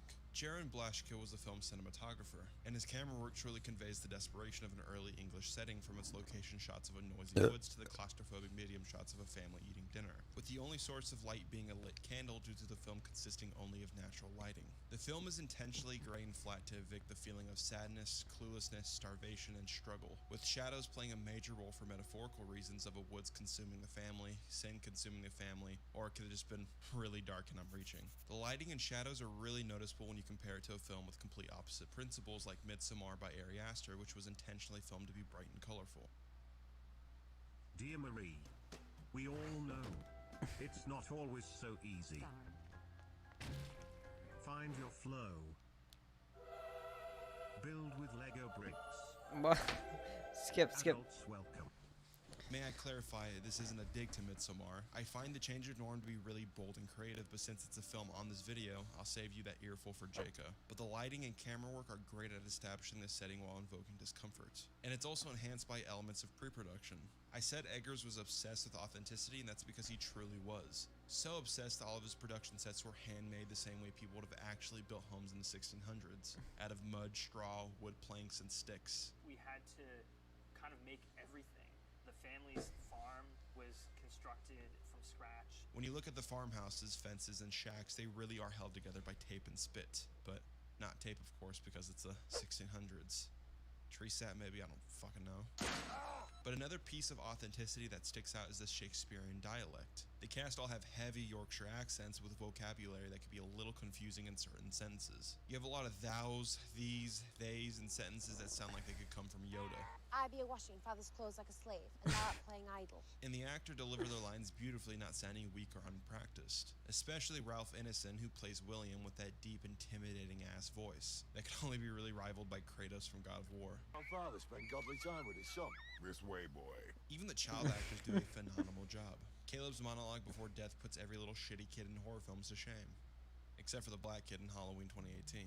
It's pretty funny, not gonna lie. Oh shit! I said the witch isn't scary when it comes to jump scare horror, but instead scary because it's unsettling, especially on first viewing. The camera work, lighting, authenticity, and acting are also accompanied by an incredible score by composer Mark Corbin. Just a normal shot of the woods is enhanced by creepy music that accompanies it. The whole first act of the film is where the score is strongest, playing on the viewer's feelings of confusion, the calm before the storm. It makes sure that the viewer doesn't have any false notions of what's going to happen.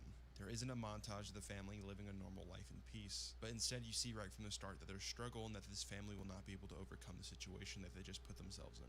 Just like the shadows in the film, the music consumes every scene depicting a spiral into madness. The Witch is What's a up, great film Keo, when it comes to by the objective way? values of pre-production, production, and post-production, but its narrative is also nothing to shy away from. I wanted to focus on two things that I took from the film, and that's the criticism of pride and radicalism. The film is a story of a Puritan family and how their radical beliefs cause nothing but division and their eventual demise. The film starts with William on trial for speaking against the church in his community. You don't know what William is exactly on trial for, but as the film continues, you come to understand he is incredibly radical in his belief of God. A lot of people who are religious can admit that they aren't fully committed and take part in actions that contradict their values, so the enjoyment of day-to-day isn't hindered. But William is the complete opposite of how he takes part in his faith. He states that he cannot be judged by false Christians. I cannot be judged by false Christians. And while some could say he's noble for standing up what he believes in, his failure to compromise gets his whole family banished from their community. This isn't an oppressed man being noble. This is a man who's riddled with pride that just sent his family to certain death. You see these instances of radicalism take place throughout the whole film. Where an average Christian sees God as a forgiving entity who loves all his children, William has taught his family that God's grace is something that's not given and must be earned. Thomason's first monologue in the film is her asking for forgiveness for being idle of her work and disobedient to her parents, admitting that in private she breaks all the Lord's commandments in thought, and says that she deserves to suffer in life and also deserves an everlasting hellfire. Shit. Oh, okay then. God is seen as unmerciful and unforgiving. You must beg for forgiveness while fearing the worst fate imaginable. After baby Samuel is stolen to the woods and murdered by a witch, the eldest boy Caleb asks his father while hunting if Samuel was born a sinner by default. And since he died before being baptized, does that mean he's in hell? William has no answer to this and says to keep faith that he's in heaven, and then Caleb starts to question that response, asking what wickedness could a literal baby give to warrant eternal hellfire. And William tells him to place his faith in God.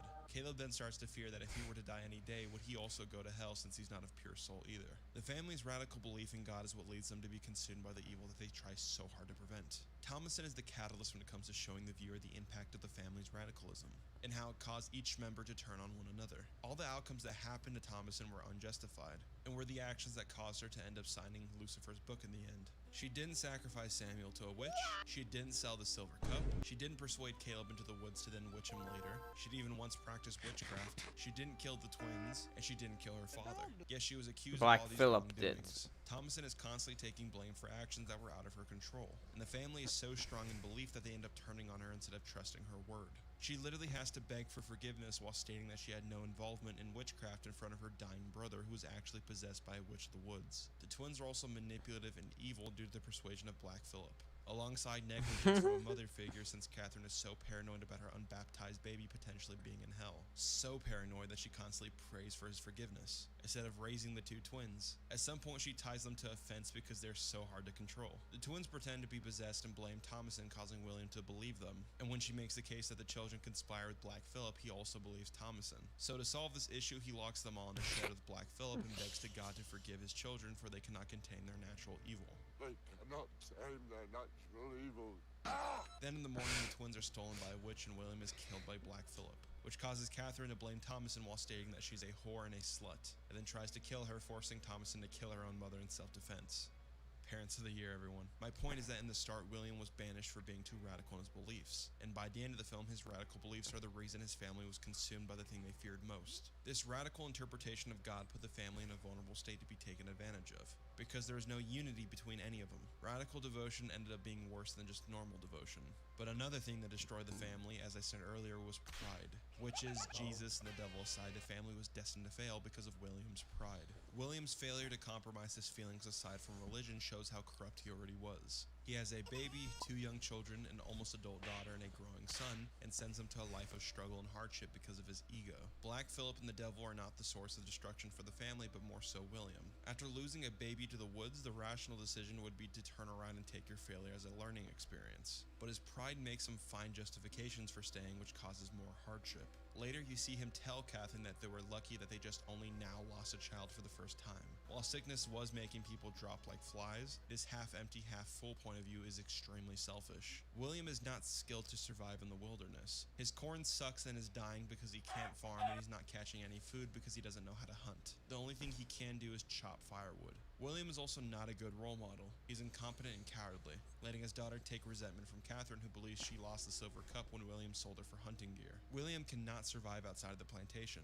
and when told by Catherine that they are starving and have lost a child, he would rather sell Thomason to a family before swallowing his pride and returning back to the plantation, putting aside his radical views for the good of his family. William is the reason for his family's demise. You are a hypocrite! Hold thy tongue, daughter mine. And when confronted on this incompetence and seeing his family split apart after his son's death, he then admits his faults to God to be killed the next day, buried by the wood he chopped. You can interpret this as him being consumed by his own doing, since he physically cut all that wood. The Witch is a beautifully crafted film that tells the demise of a Puritan family from both supernatural causes as well as stubbornness. Robert Eggers did a fantastic job of creating this authentic piece of New England folklore, and I'm happy to discuss it first for this Halloween project. As I stated earlier, this wasn't a review and there would be spoilers, but some of you didn't listen, of course, but I recommend you watch this film for yourself. With that, I'm done for now.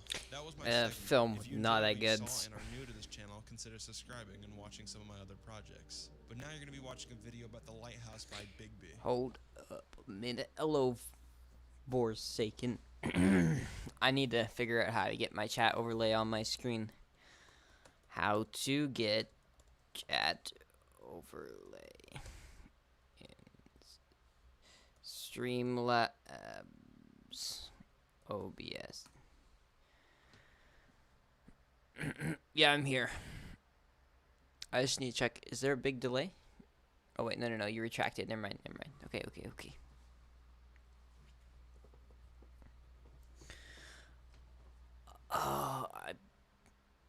Yeah, I can.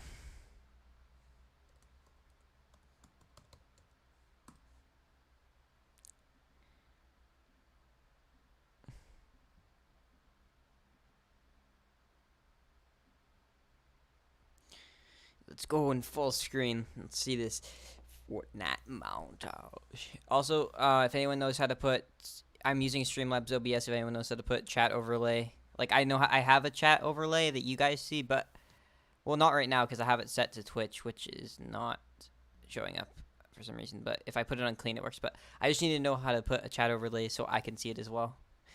So then I could it would work better. Sorry, you can't have me in a retake. Shitter.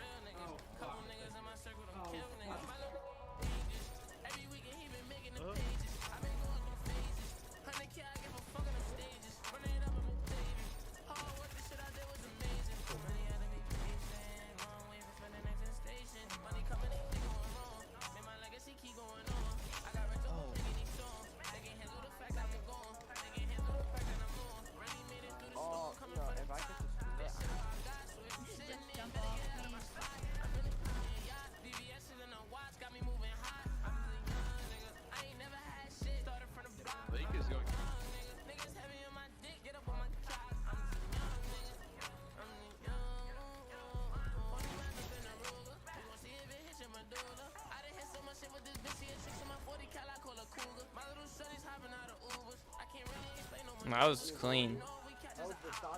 You should always play in controller. Oh,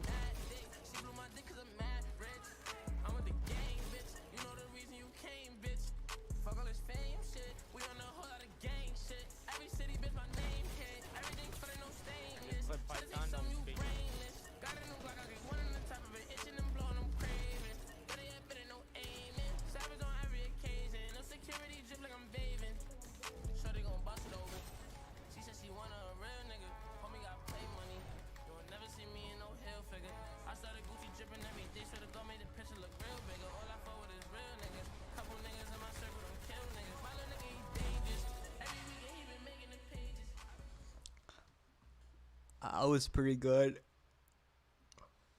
Is this a scam? Yeah, bro, it's a scam.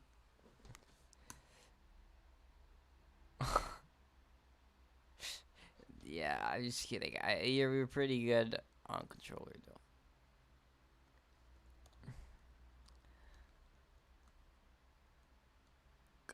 Cloud FN.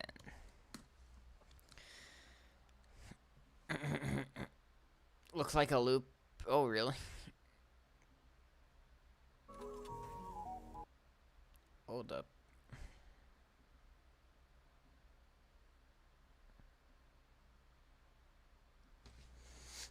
He thought to be sorry. I was literally not moving, so it kind of looked like a loop.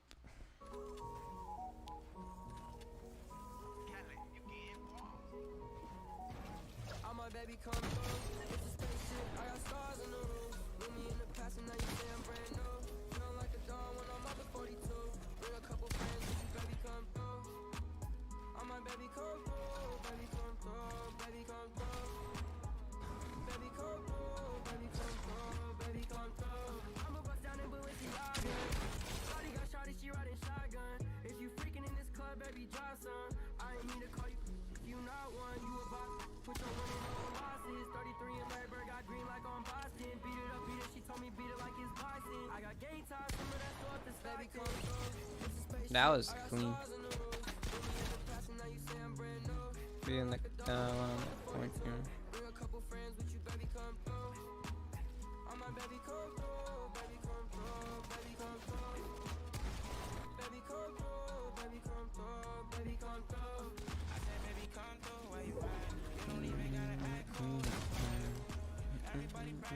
This reminds me of one of my other videos.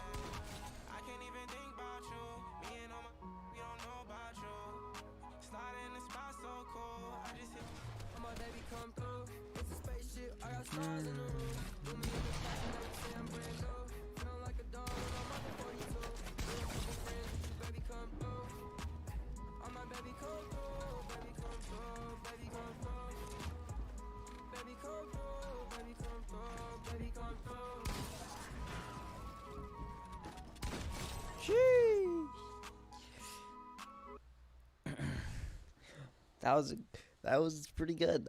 I like the song better than the last one.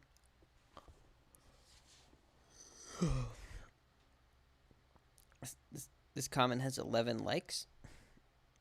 Wow.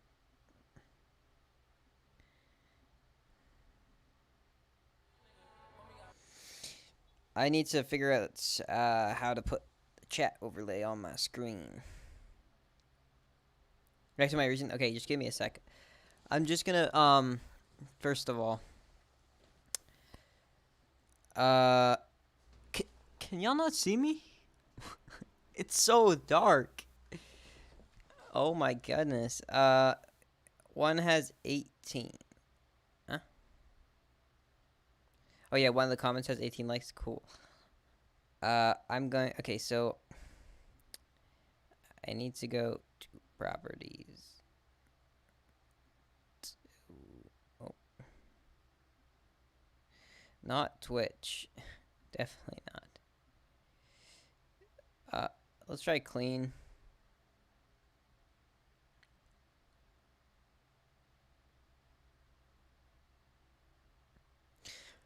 And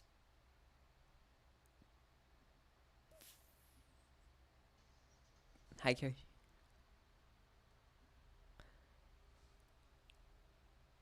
Custom frame rate control audio refresh done. Okay.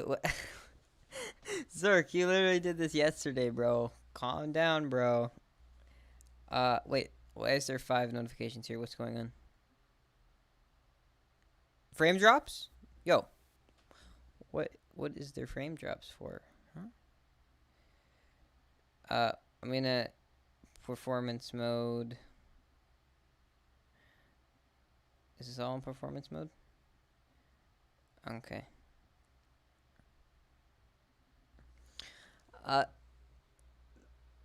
You are really dark. What?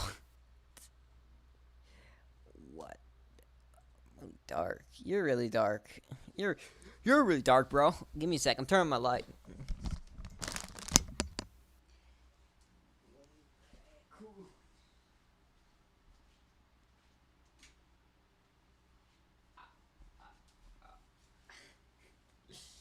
Let me make this pencil disappear.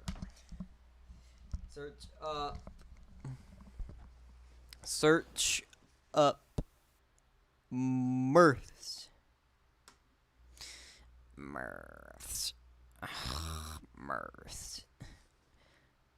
Sheesh. Best aimbot. Best aimbot. Okay, let's dig right into this.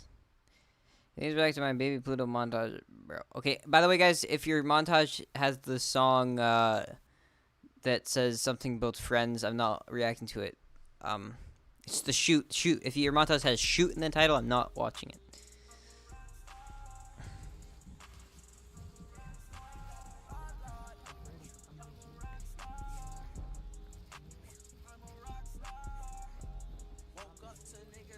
Like me.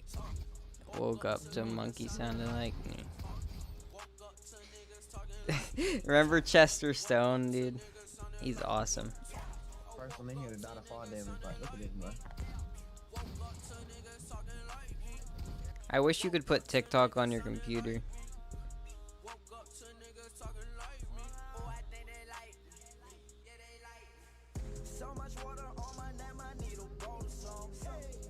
I haven't even heard this song before.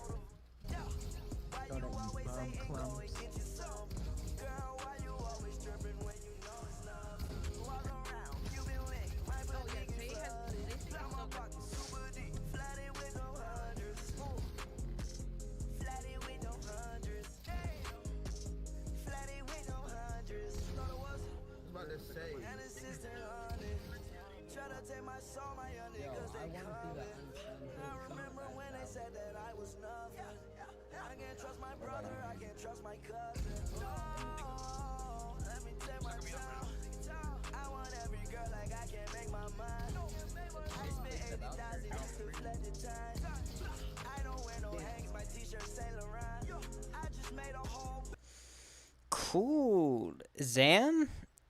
Damn, that axe edit. Damn. Damn.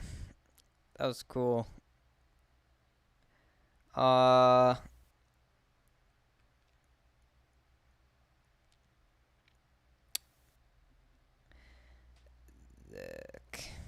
Zerk.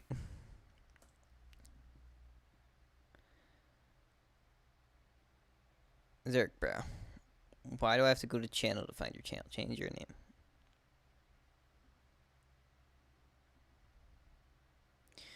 Not in the mood.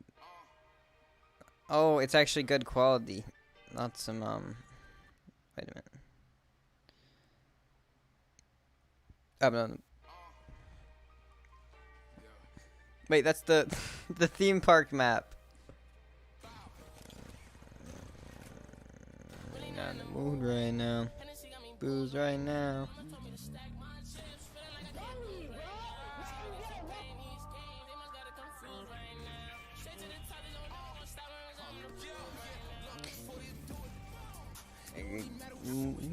I'm getting mad at the movement.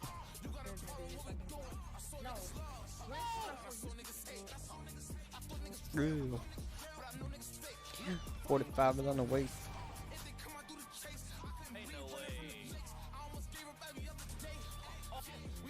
That was good.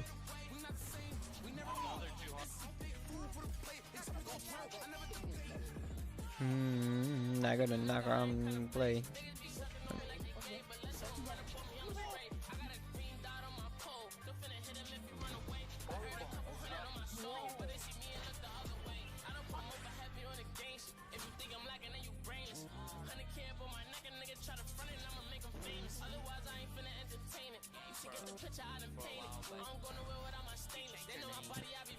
I'm not in the mood right now.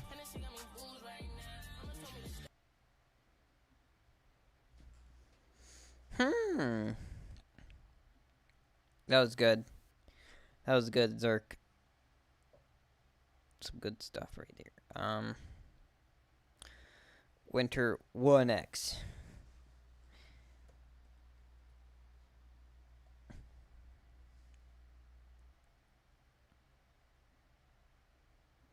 You said baby Pluto. Hey, want my Brit. I heard it's some niggas that want my bread. Oh my god. Y'all niggas bet you'll be for y'all own. Whole lot of hoes, whole lot of men. Yeah, whole lot of clothes, nigga be spending my sweat. Whole lot of cameras, please tuck your baguettes. Yeah, whole lot of red rubies on my neck. Every weekend he been making the pages. I've been going through phases. Bro, why'd you change the song? Hard work, the shit I did was amazing. Really had to be patient. Long way from spending next to the station. Money coming in, shit going wrong. Man, my legacy keep going on. I got rich over making these songs. They can handle the fact that I'm gone. They can handle the fact that I'm on. Really made it through the storm, coming for the top. This shit all I got, so if you sitting in, better get out of my spot. I'm finna come in a yacht. VVS is in a watch, got me moving hot. I'm just a young nigga. I ain't never had shit. I feel like I'm listening to a whole Lil TJ album.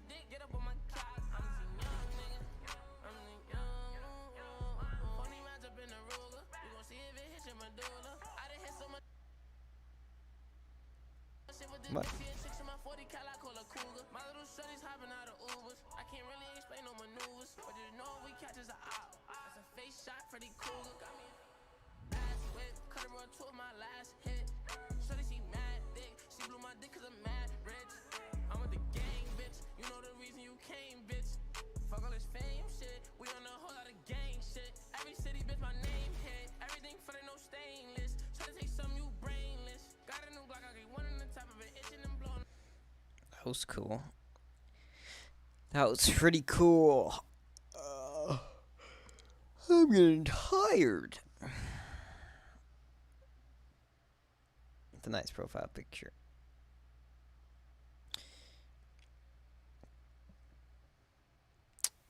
I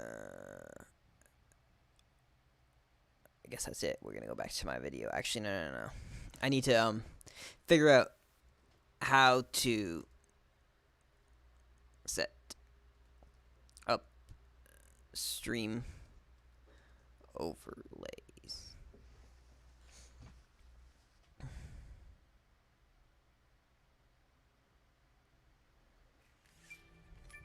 It's better be a good video. Bro, Beckett said he wanted to play Apex tonight, but he's taking a nap first. Dude, he's taking a nap. I might take a nap. This guy is so cringe already. Reacting still? Yeah. I am, but I want to watch this really quickly. Need to set up a chat overlay. I will react to you.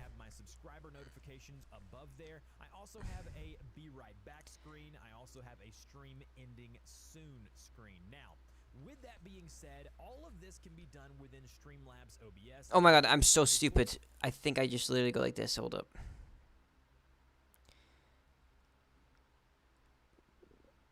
Wait, did anything change? Type in chat if anything changed. If it says starting soon. Tell me if it says starting soon now.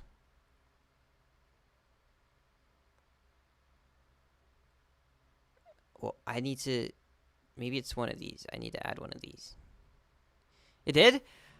Yes! Okay. New scene. Frame drop again? Are you kidding me, bro? What is happening? Should be no frame drops. I'm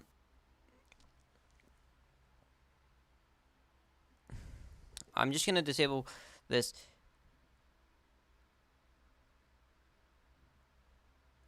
I think this is what we have to do. Tutorial on how to utilize Streamlabs. Please check the link in the description. I'll annotate that in the video cards as well. So the first thing I want you to do is go over to where you see themes. It's going to be the middle option. Themes. It's got a little pencil icon with a... Do I have that? This doesn't look like the OBS I have at all. It's so annoying. Oh. Themes. Dude, what are my frames dropping for, bro? I'm so confused right now. I don't understand. Is this open? Why is this open? Bro. No wonder it's dropping so much. Discord always messes it up.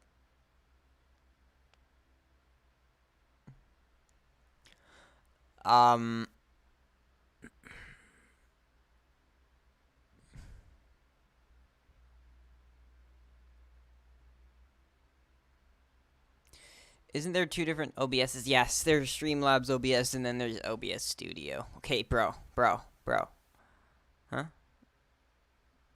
How laggy is my stream from 1 to 10? Anthony, tell me, bro. Yeah, I need to know. There's the normal one and the Streamlabs one. Yeah, the normal one is honestly better. I will react to it. I'm just trying to... What is this? It's pitch black? Oh my god.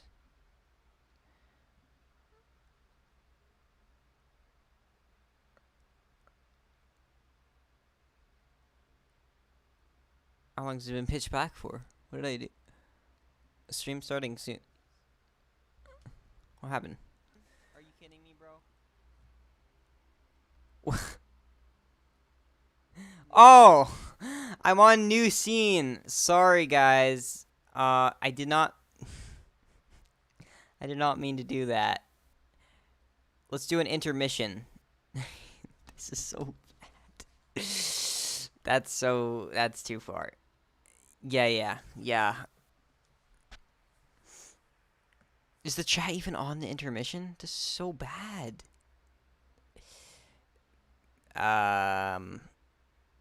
Okay. Let's go back to the video. A ruler, they're kind of crossing it out. The beauty of Streamlabs is that as opposed to going into Photoshop or buying some from other people, and then dragging them into OBS or Streamlabs OBS, the Streamlabs version actually gives you a store where all of this stuff, the majority of it, is absolutely free. Whereas you can see here, as I'm scrolling through, you can pick by game, by genre. Wait, I'm in the top left corner.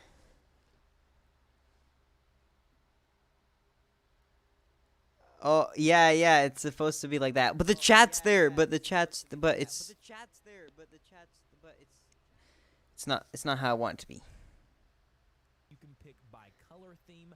If you're doing a massively multiplayer MMO, you can click that option here. It's going to show you the different ones here. If you're doing a first-person shooter, you can do this here. If you're doing... I wonder which one I should pick, though. Fortnite! What is this? This is not Fortnite. That ain't Fortnite. What the heck is this? This is so cringe. Hold up, this one looks good. This one looks good.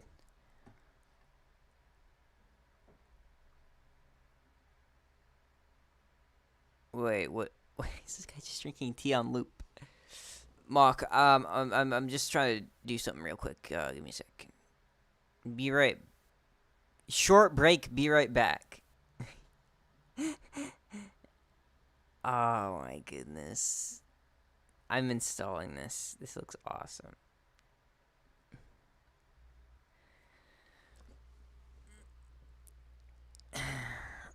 Yeah, Mock. Why did $12? What? What is this, bro? How can I not just get it?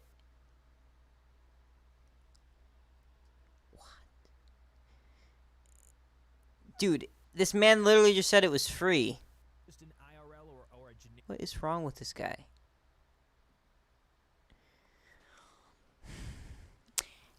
Starting to really piss me off. Oh, it's on Prime. Well, I don't have Prime, okay, bro? So these are all Prime. Is there any that aren't Prime, bro? Please.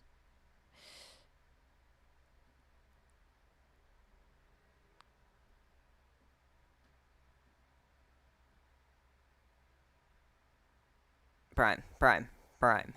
What's the point of having a Prime thing if they're all Prime? I actually don't. I don't even think there are any ones that aren't.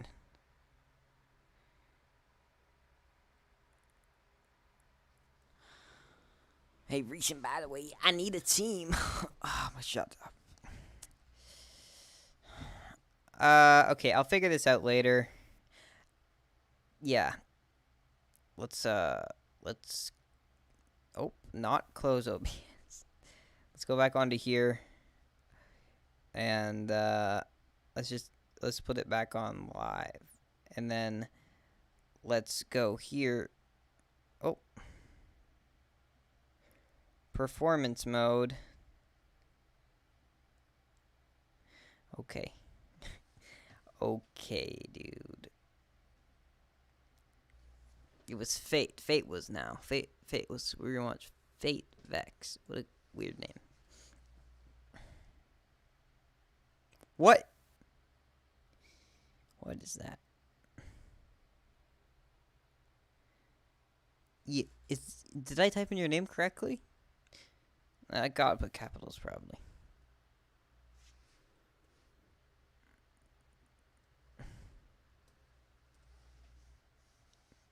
Oh, it is.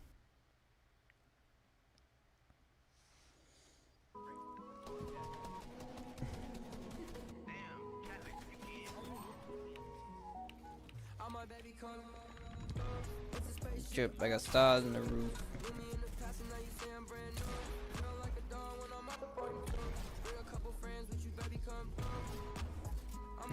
Is that like a metal pole that's banging? The sound effect?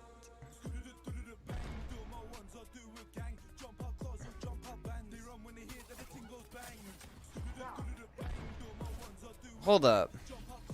Dude, I swear to God I've seen this before. Wait a minute.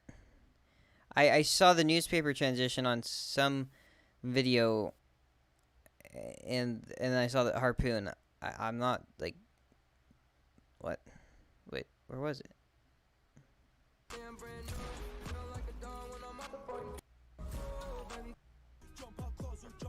I think I've seen this. I don't know.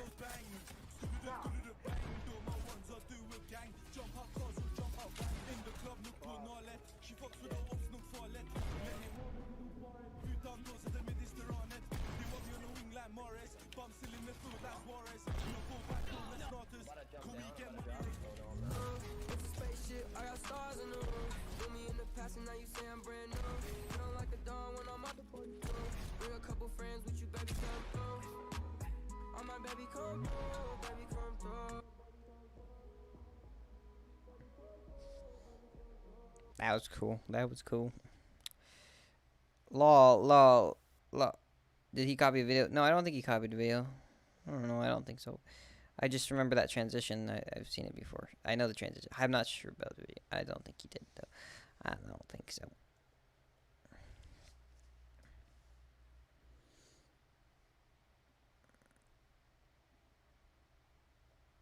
Mock. Bro, why is your name Mock? How am I supposed to find you? What? Do you have any keywords I can search up to find your channel?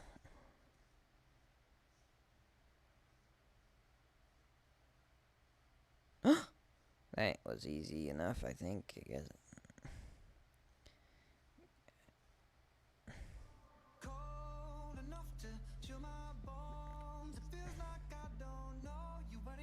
This is in one of my ears.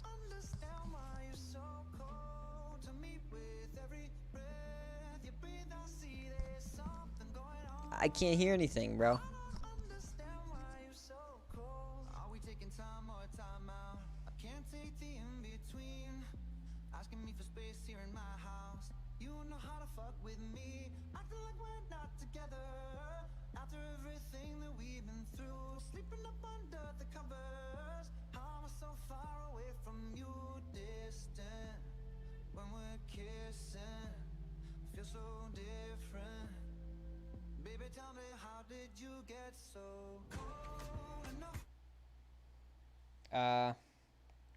That was interesting. That was interesting. First clip I killed. Oh, let's see that. up into my bones. Why is there black here?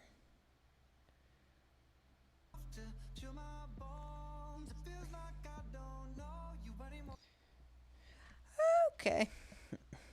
That was interesting. Also, I can't see like part of your screen up here for some reason.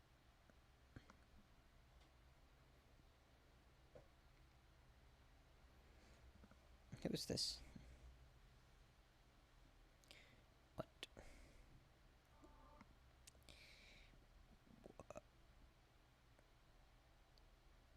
You edit on iPads? Oh. Why do you do that?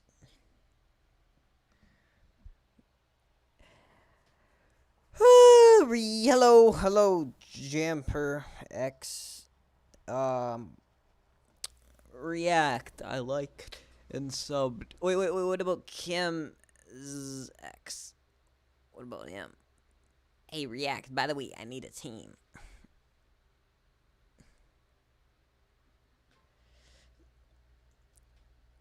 How do you even pronounce this? What is going on? Oh, it's Cam with 2 A's. What? Channel? Is that right?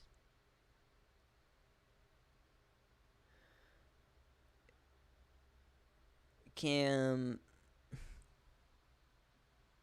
Oh, it's still another. Oh my god. Oh my.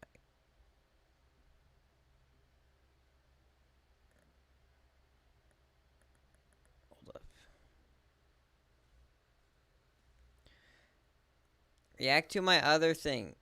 It's. Okay, I will. But I need to find this guy, bro. He seems to be hiding somewhere.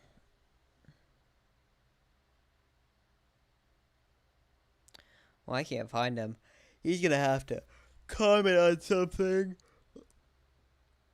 ABZ.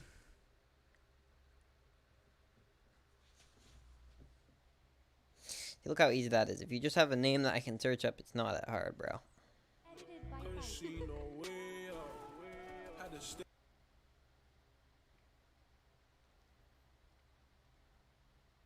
Why is my battery so low?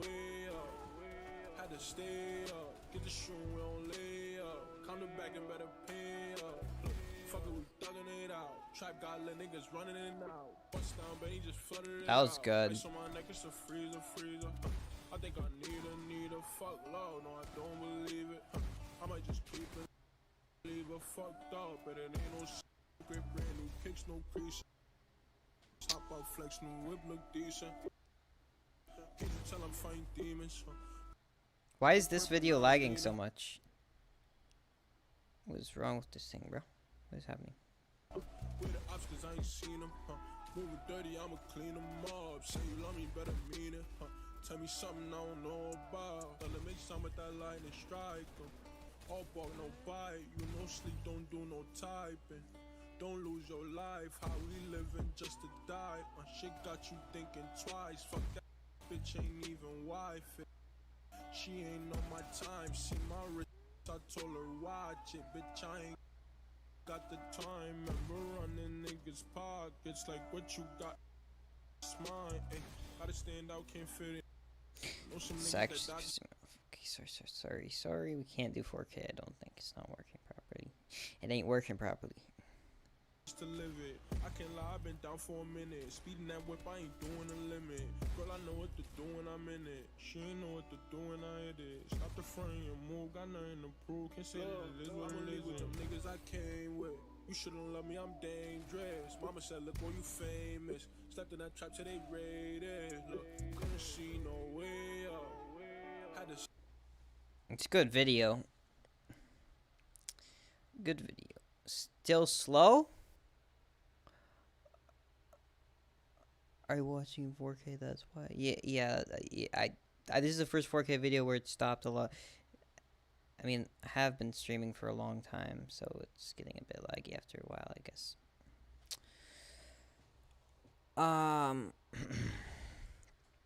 Who is next? This guy. Jumper X. Jump.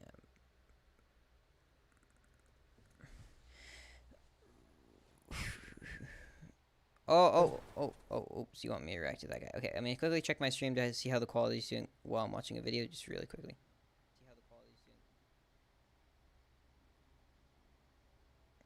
Just a second.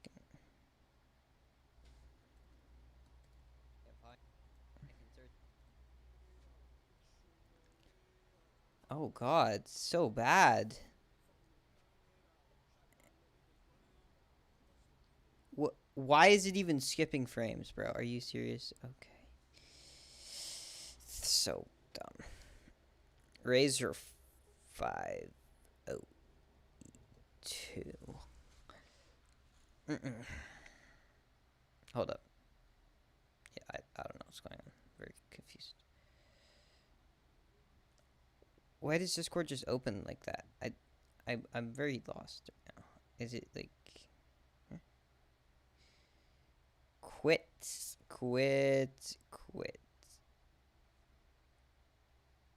Okay. I should stop lagging a little bit more. I don't know why. This video? Okay.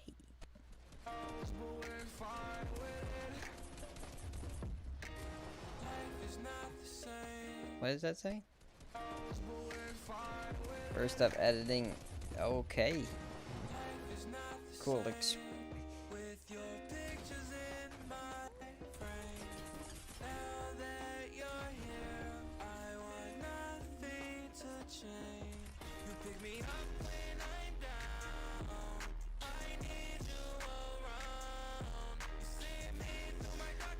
Dude, this is very loud.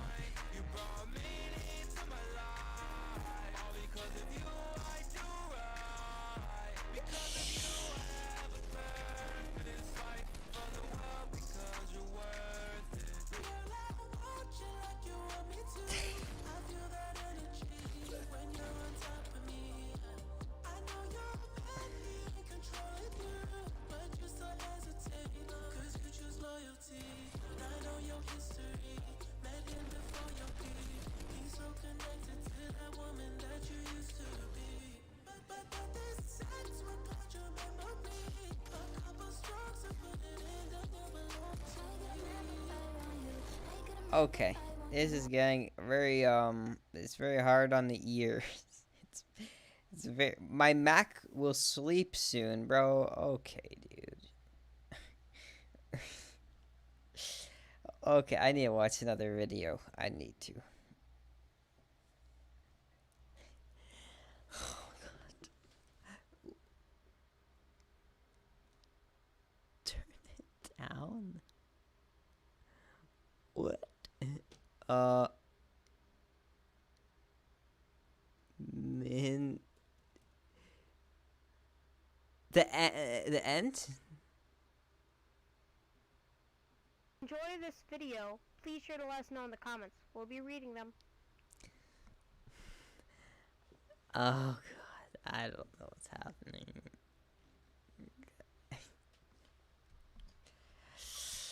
Minted YT. Why is this so hot up here? I could literally burn myself with this up here, bro. Just give me seconds. Frame drops. 5 more. Why? Why though?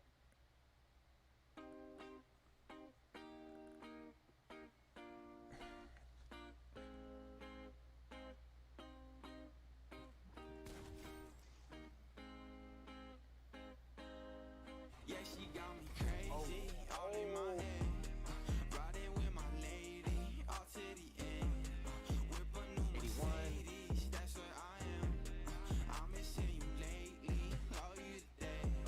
Yeah, you got me tripped up, I don't know why. Feelings in my system, burning like fire. We might have some hiccups, but we'll be fine. Finally got me fixed up, I wanna fly. Back in my head again. Sent you a text, but you left me on red again. You wouldn't care if I died. Blowing you up, no reply. Back to the peso, back to the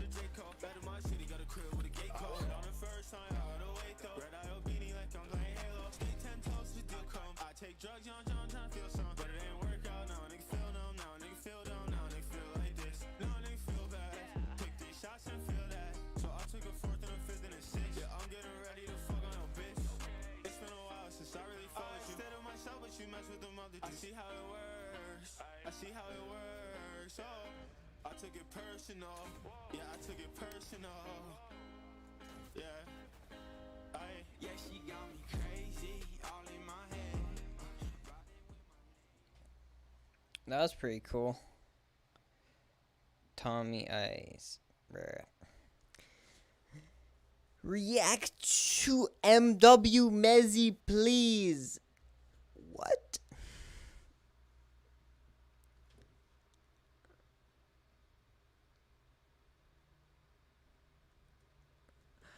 Don't do full screen. Why not? It lags. Bro, I don't know what's going on with my stream. It's very laggy anyway. I don't know what's happening. Does full screen actually make it lag more? I've already watched this, bro. This guy was in my stream yesterday.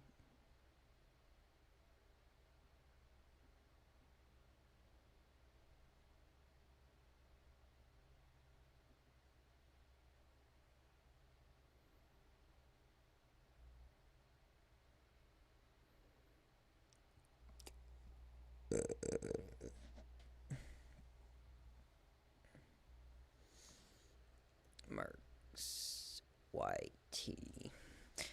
When I rewatch the stream, I need to check when it started lagging because then I'll figure out what's wrong with this thing.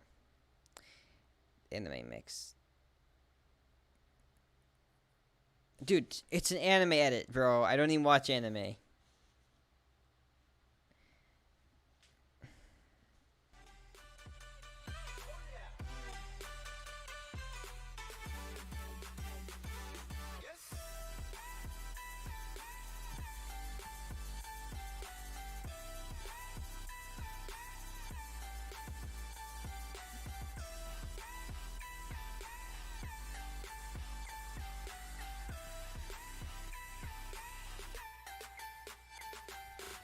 You have a Fortnite one.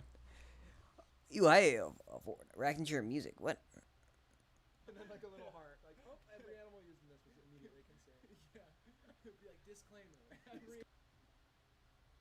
You have a Fortnite one. You have a Fortnite one.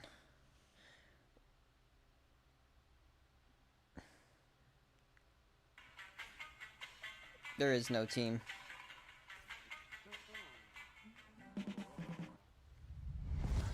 It's called Industry, baby. Oh.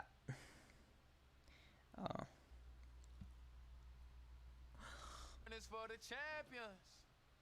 Ain't lost since I began, yeah.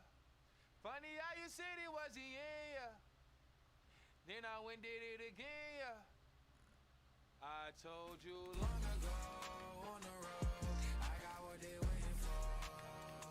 All run from nothing, dog. Get your soul. Just tell them ain't laying low. You was never really rooting for me anyway. When I'm back up at the top, I wanna hear you say, you don't run from nothing, dog. Get your soul. Just tell them that the break is over. My track record so clean, they couldn't wait to just bash me. I must be getting too flashy. Y'all shouldn't have let the world gas me. It's too late cause I'm here to stay and these girls know that I'm nasty. I sent her back to her boyfriend with my handprint on her ass sheet. City talking, we taking notes. Tell him all to keep making posts. Wish he could but he can't get close. OG so proud of me that he choking up while he making toast. I'm the type that you can't control. Said I would, then I made it so.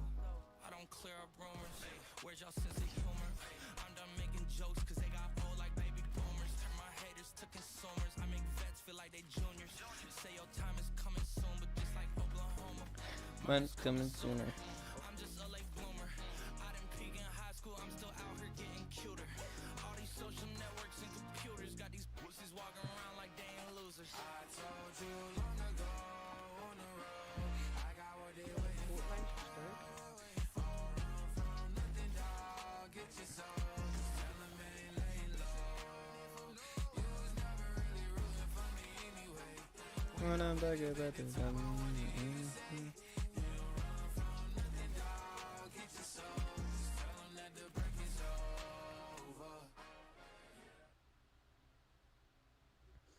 That was pretty good.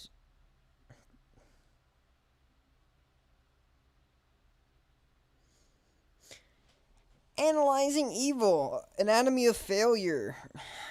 so bad. Oh god. Give me a second. I need to check how laggy that was. It's probably really bad. This was fine. This wasn't laggy. Wait. Let's see.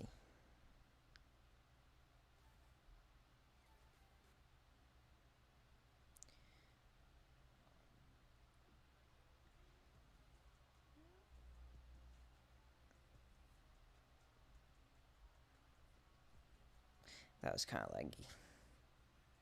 Not really. Never really rooting for me anyway. When I'm back up at the top, I wanna hear you say, from nothing to Clasher? I don't know, bro. A lot of reacting going on, man. A lot of reacting. What is this? Try to scam me. Guy said it was free.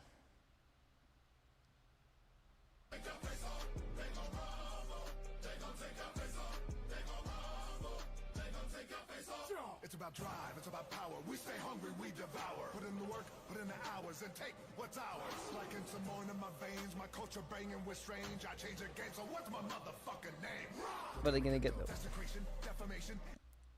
That was cool.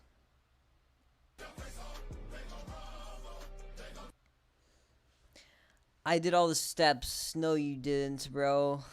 You did not do all the steps. You have to go like Stranger Things trailer, and then I'll react to you.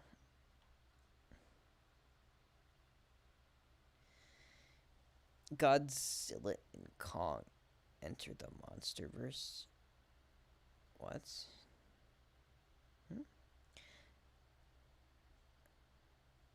Okay. I have Fortnite 1.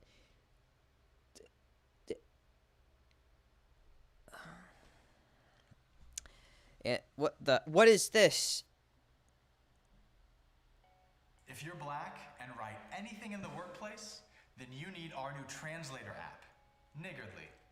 It takes what my blackness is trying to say and translates it to be work-friendly, so I don't get fired again. What?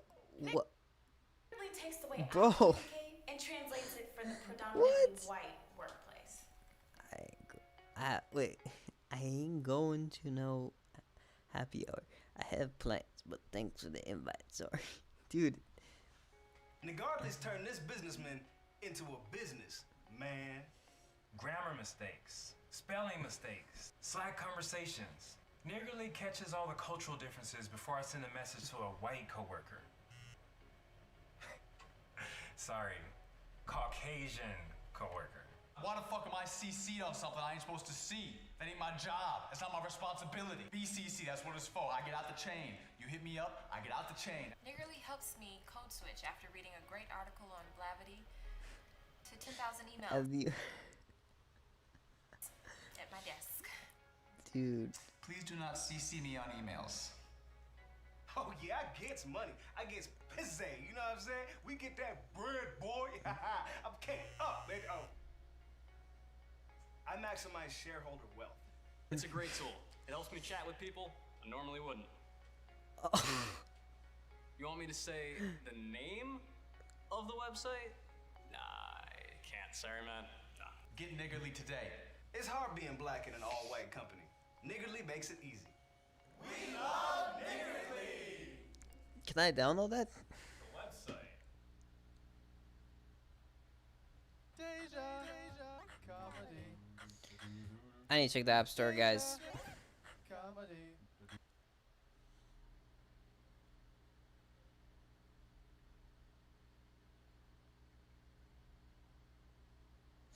No results. Well, that's a scam.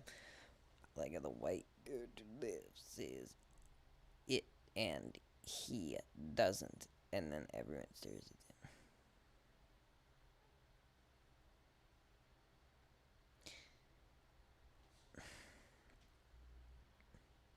Bro, you gonna react or no? No, I'm not, bro. I'm not gonna react. John Wick riding, terrifying protagonist. He wasn't that terrifying. He wasn't that terrifying.